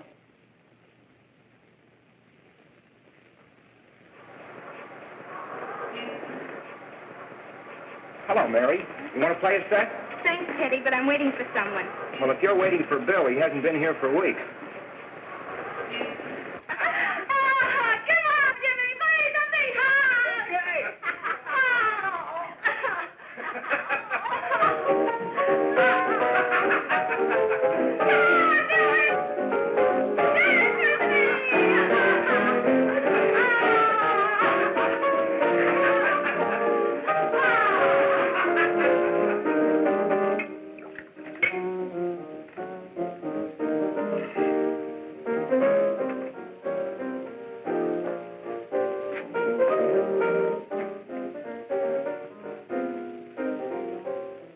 Didn't take that new kid long to catch on.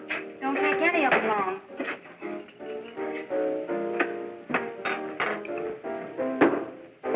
Say, don't you ever get fed? You're feeding me, can't you see?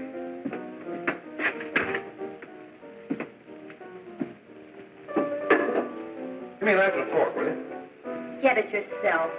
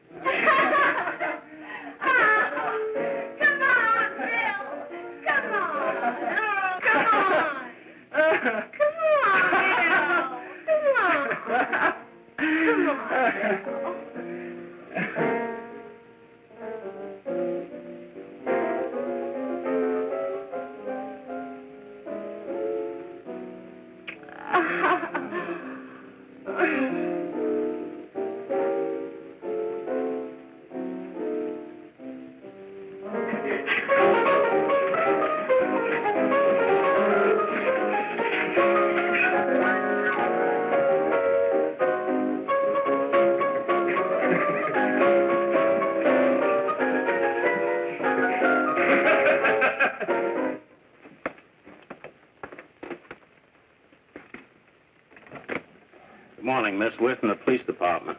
Good morning.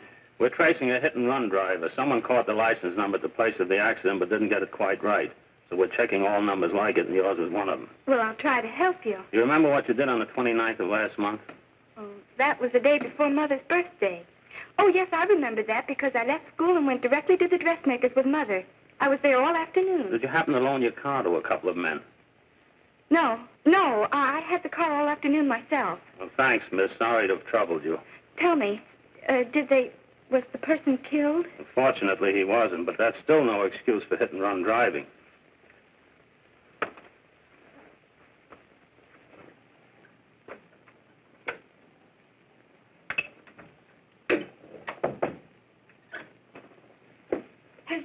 Vincent in here today? He was in. He went over to May's place. You know where that is. Well, he was going to wait for me here, so he didn't give me May's address. Are you sure Jimmy didn't leave any message for me? Mary? No, he didn't. But I guess you're okay. I'll write it down for you.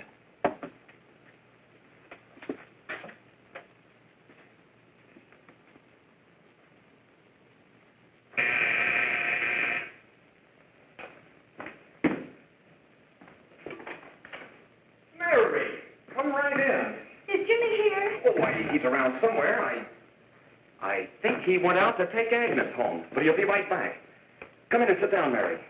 And let me take your coat. Who's the new kid just came in?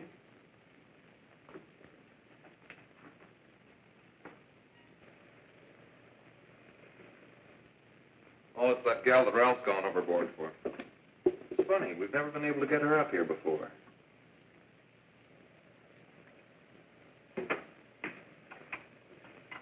Hey, scram, will you?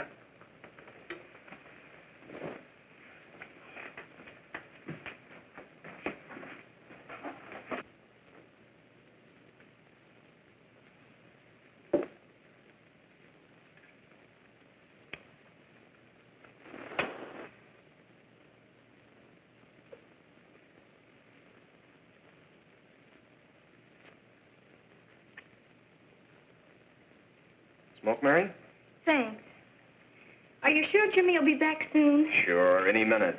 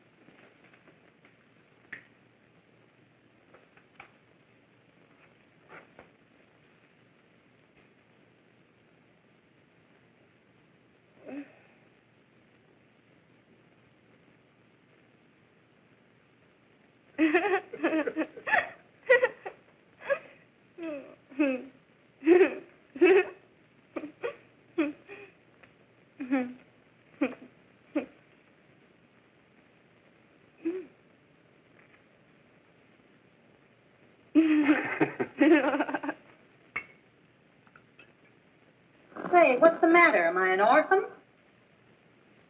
Where do you put it? You got a hollow leg? Thanks, dear. You, Mary. Oh, Mary, give me a Mary. Mary. No, don't. Please, Oh, Mary. No. Leave me alone. Go away. Mary, give me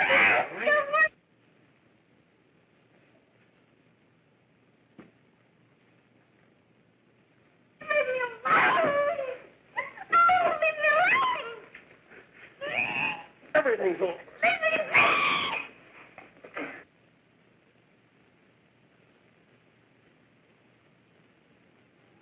Romeo, what o'clock tomorrow shall I send to thee? It's sweet of you to help me, Bill. Oh, thank you, kind sir. Bill's got a girl.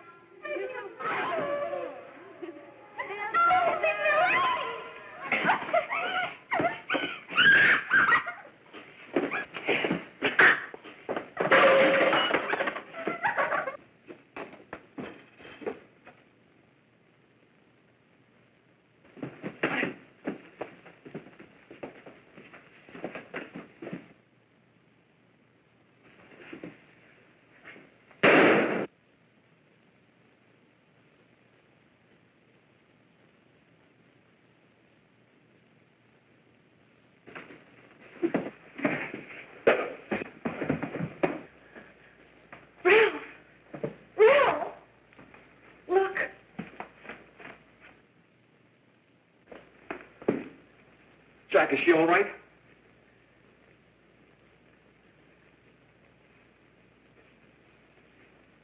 dead. May, get him some water. Now listen, you two. I want you to get out of here. Get out of here and forget you're ever in here today. I'll handle this. Now get going.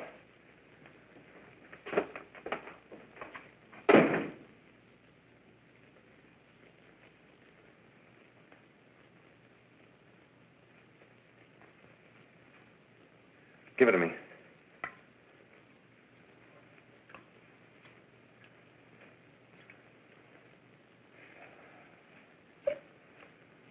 Here.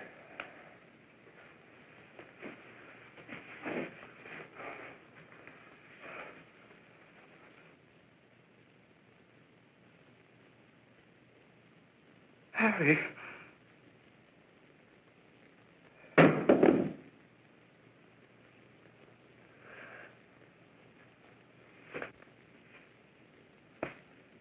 Mary.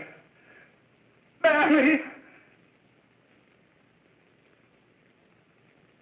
What happened? You killed her.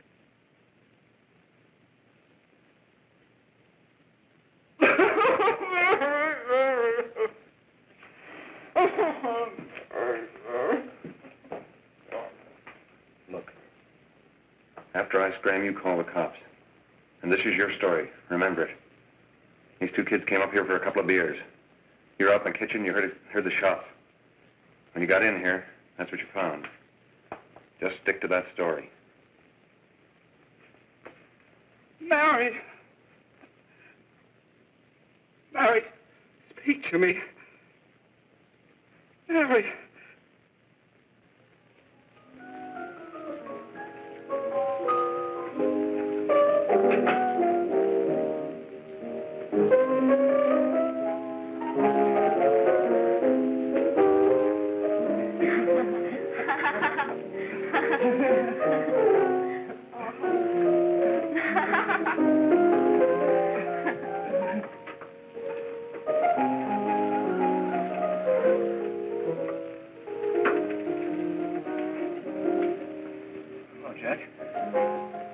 I was just talking to a friend of mine.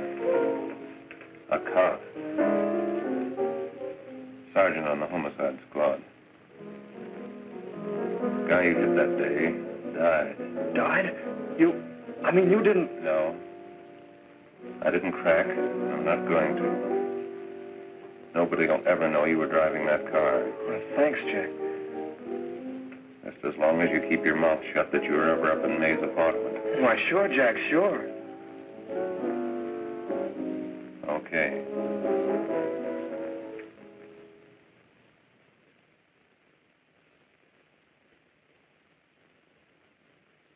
Your Honor, I'd like to recall Dr. Alfred Carroll to the stand.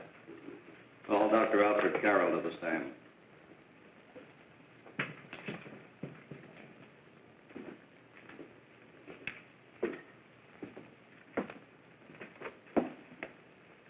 Dr. Carroll, as principal of the Lakeside High School, did you, during the last 3 months, notice any changes in the demeanor and attitude of your student, William Harper?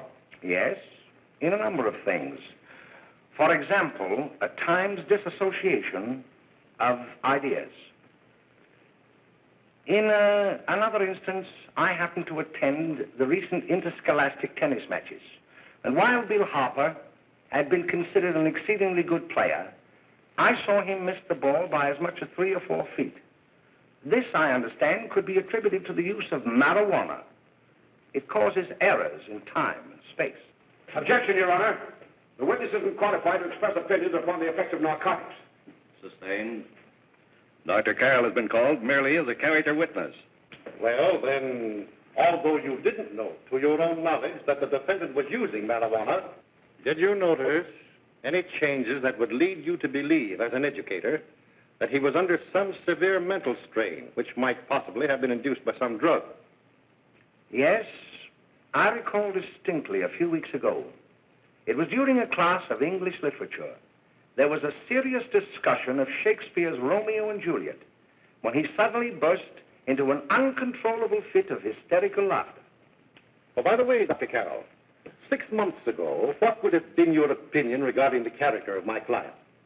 He was a fine, upstanding American boy, a good scholar, a good athlete, and representative of the caliber of young men we are proud to graduate from our school.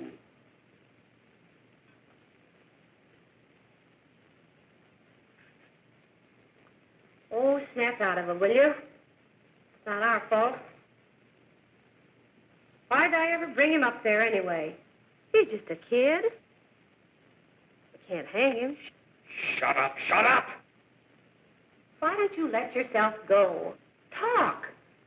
Go off your nuts and have me that way, too. It was his own fault, wasn't it? Shut up! They've got us hidden out, haven't they? The cops can't find us. Jack, I want to get out of this place.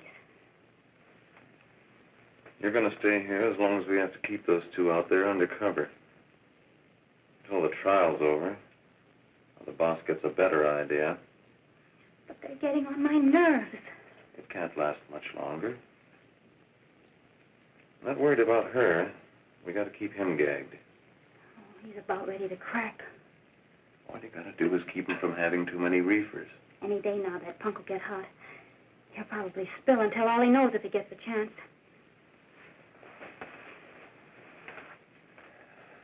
I don't think he'll get it. I'll see you later. Where are you going? I'm going to see the boss.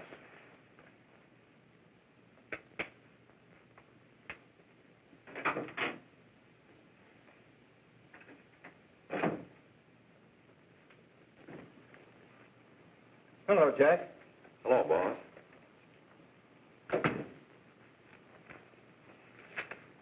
What are we going to do about that Wiley guy?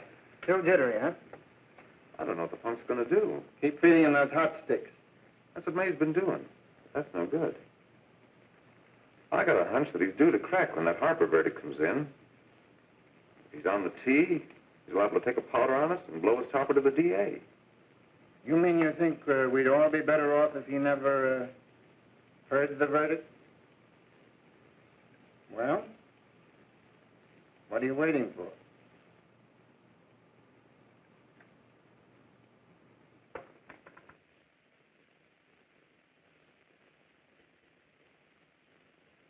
You, ladies and gentlemen of the jury, have a duty to perform. A duty to yourselves and to our community. Mary Lane is dead. The evidence you've heard at this trial could not have failed to convince you of the guilt of the defendant. By his own admission, he pressed the trigger of the weapon that sent lovely and innocent Mary Lane to a tragic and untimely death. We are not so much concerned about the motives behind the deed as to the deed itself. While the defendant has told you that he saw someone attacking Mary Lane, and that his mind went blank from that moment on, the defense has been unable to produce one witness to substantiate that statement. Now, ladies and gentlemen of the jury, you have heard able men testify at this trial, men who have tried to bring out the fact that the defendant might have become momentarily insane when he fired the shot that killed Mary Lane. But the defense has been unable to prove that he was insane. William Harper was sane when he visited the apartment where the tragedy occurred. He was in the habit of visiting the place. He was sane when he went into a bedroom with another young woman. You've all heard what went on in that room. You heard it from the defendant's own lips. Involved as he was in a tawdry love affair, Mary Lane was in the way. She had found him out. In a moment of anger, he deliberately and willfully killed her. If such deeds are permitted to go unpunished, this community would cease to be a decent and safe place for us or our children to live. I do not believe I have to plead or even demand that you bring in a verdict to punish the defendant for the crime that he has committed against society. You are upright citizens. That is why you were chosen to judge another. And as honest, upright citizens, there is only one verdict which you can find, and that is a verdict of guilty. And this court will be adjourned until the jury's verdict is reached.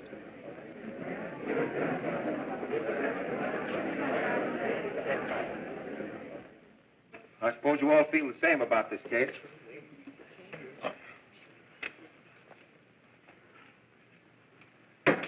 But he might have been insane when he did it. No, he wasn't. He knew what he was doing.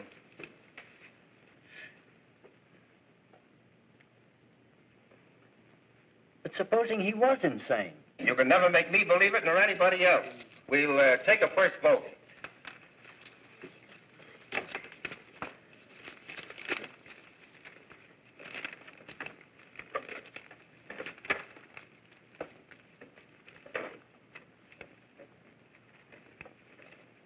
$11 for conviction, 1 for acquittal.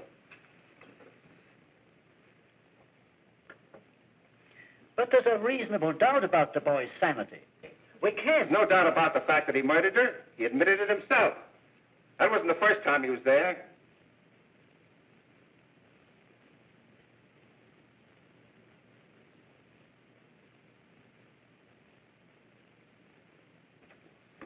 We got to make an example before boys like that contaminate all of our children. We can't have every murderer hiding behind the gag that he's insane. Sure, they see red before they kill somebody. But whose fault is it?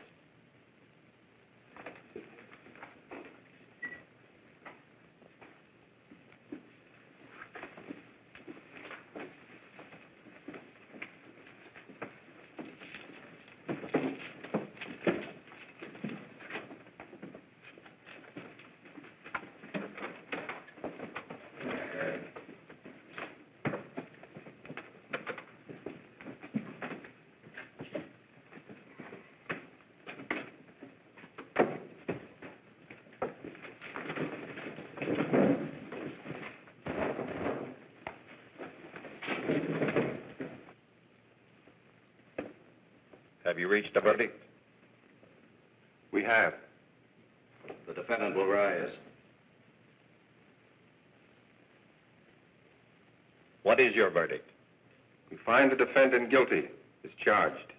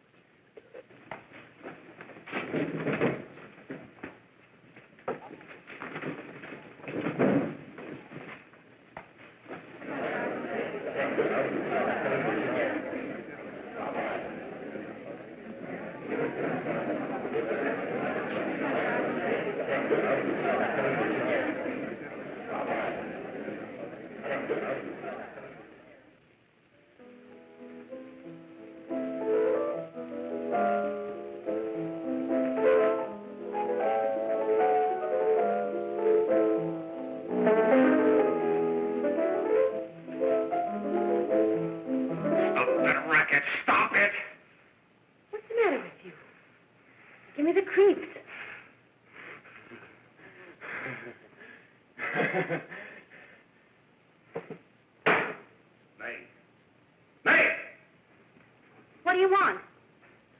Bring me some reefers.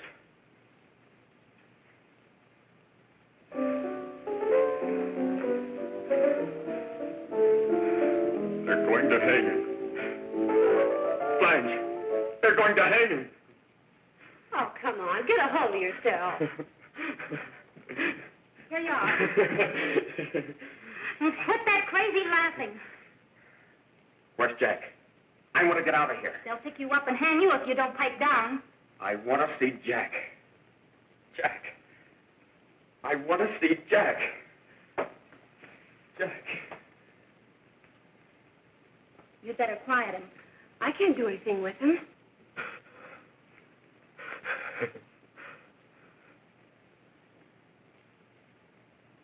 I've got to see Jack. We can't let that kid hang.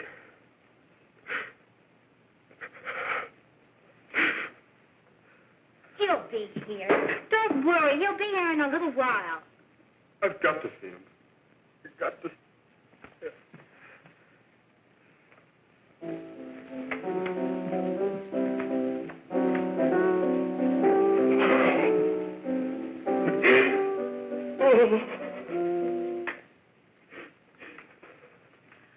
Come on, darling. Everything will be over soon. me to play something for you? Yeah. Yeah, that's it. Play something. All right. Come on. Sit down. Honey, give me a smoke, will you?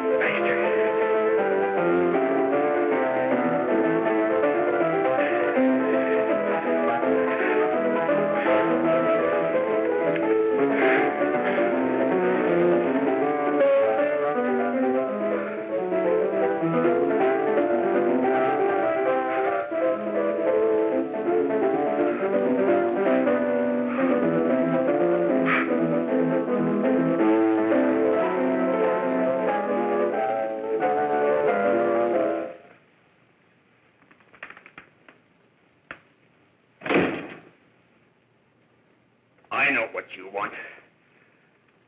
You want to kill me. You're crazy.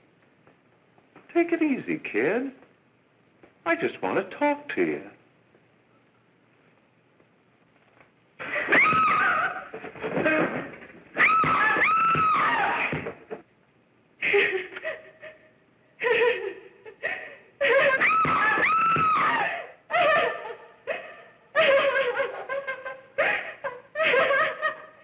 Hurry! There's a terrible fight going on.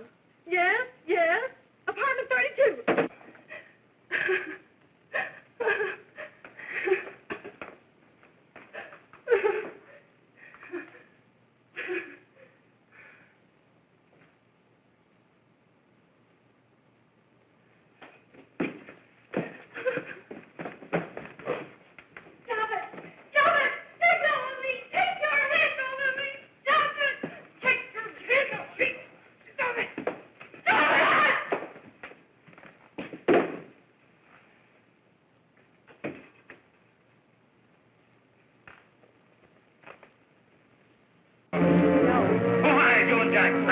Are you ready to tell what you know?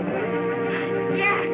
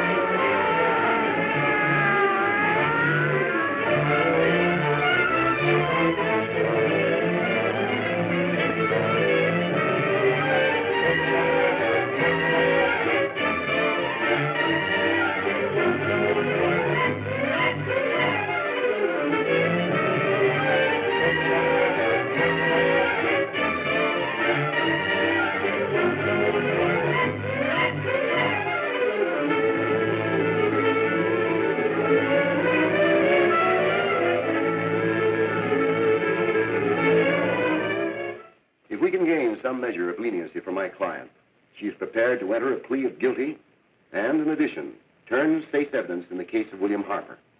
I regret that this court is not prepared to bargain with justice. I'll tell anyway. I was there. I saw it. I know who killed Mary. And I'll tell you who killed Mary Lane. It wasn't Bill. It was Jack. Jack Perry. He shot Mary, and then he put the gun in Bill's hand. We were all at the apartment one afternoon, and Mary came in looking for her brother. Bill and I, we'd been in another room. And Bill came in, he caught Ralph with Mary, and they started to fight. But it was Jack who had the gun. He was going to hit Bill over the head with it to make him stop. And then the gun went off. I saw it. I can see it now. It was horrible. And before he knew it, Mary was dead. But you see, Judge, Bill didn't know he hadn't killed Mary.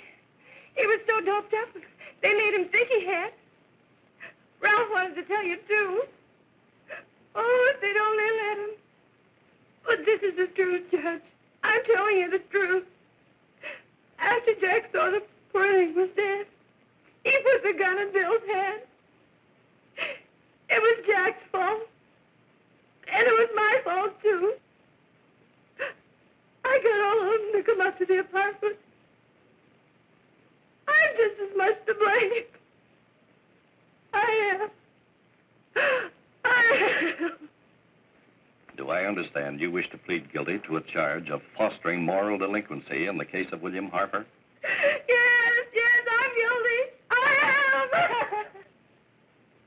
Prepare a statement for signature. And also an order setting aside the jury's verdict in the case of the people versus William Harper.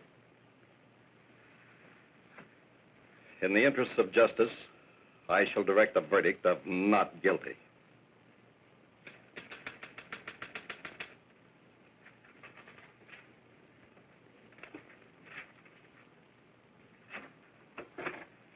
Sign here, please.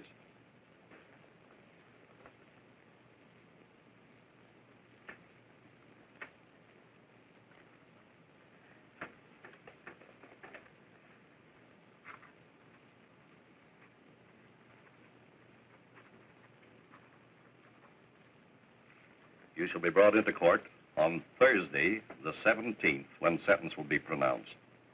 Meanwhile, you will be held as a material witness in the case of the people versus Ralph Wiley.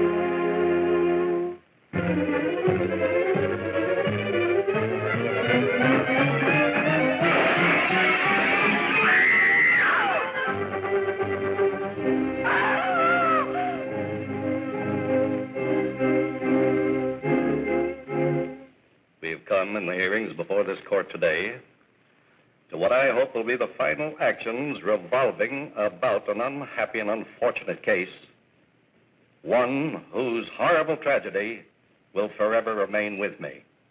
I am happy to have been enabled, before it was too late, to order the verdict of the jury in the case of the people versus William Harper to be set aside.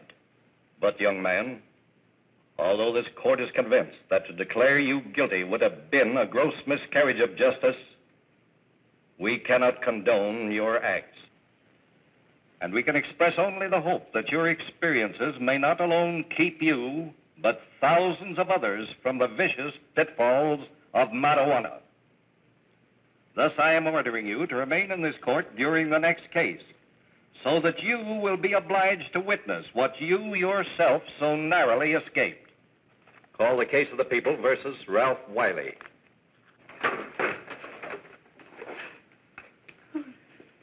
Bill. Bill.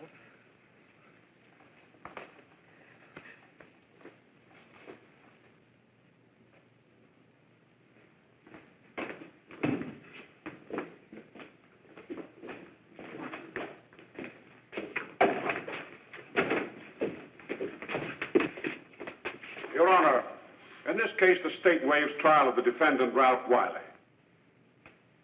It is recommended, Your Honor, that the defendant be placed in an institution for the criminally insane for the rest of his natural life. Defendant's counsel joins the state in this request. Since counsel for the defense, as well as counsel for the state, seem to agree on this, I see no reason why the request should not be granted.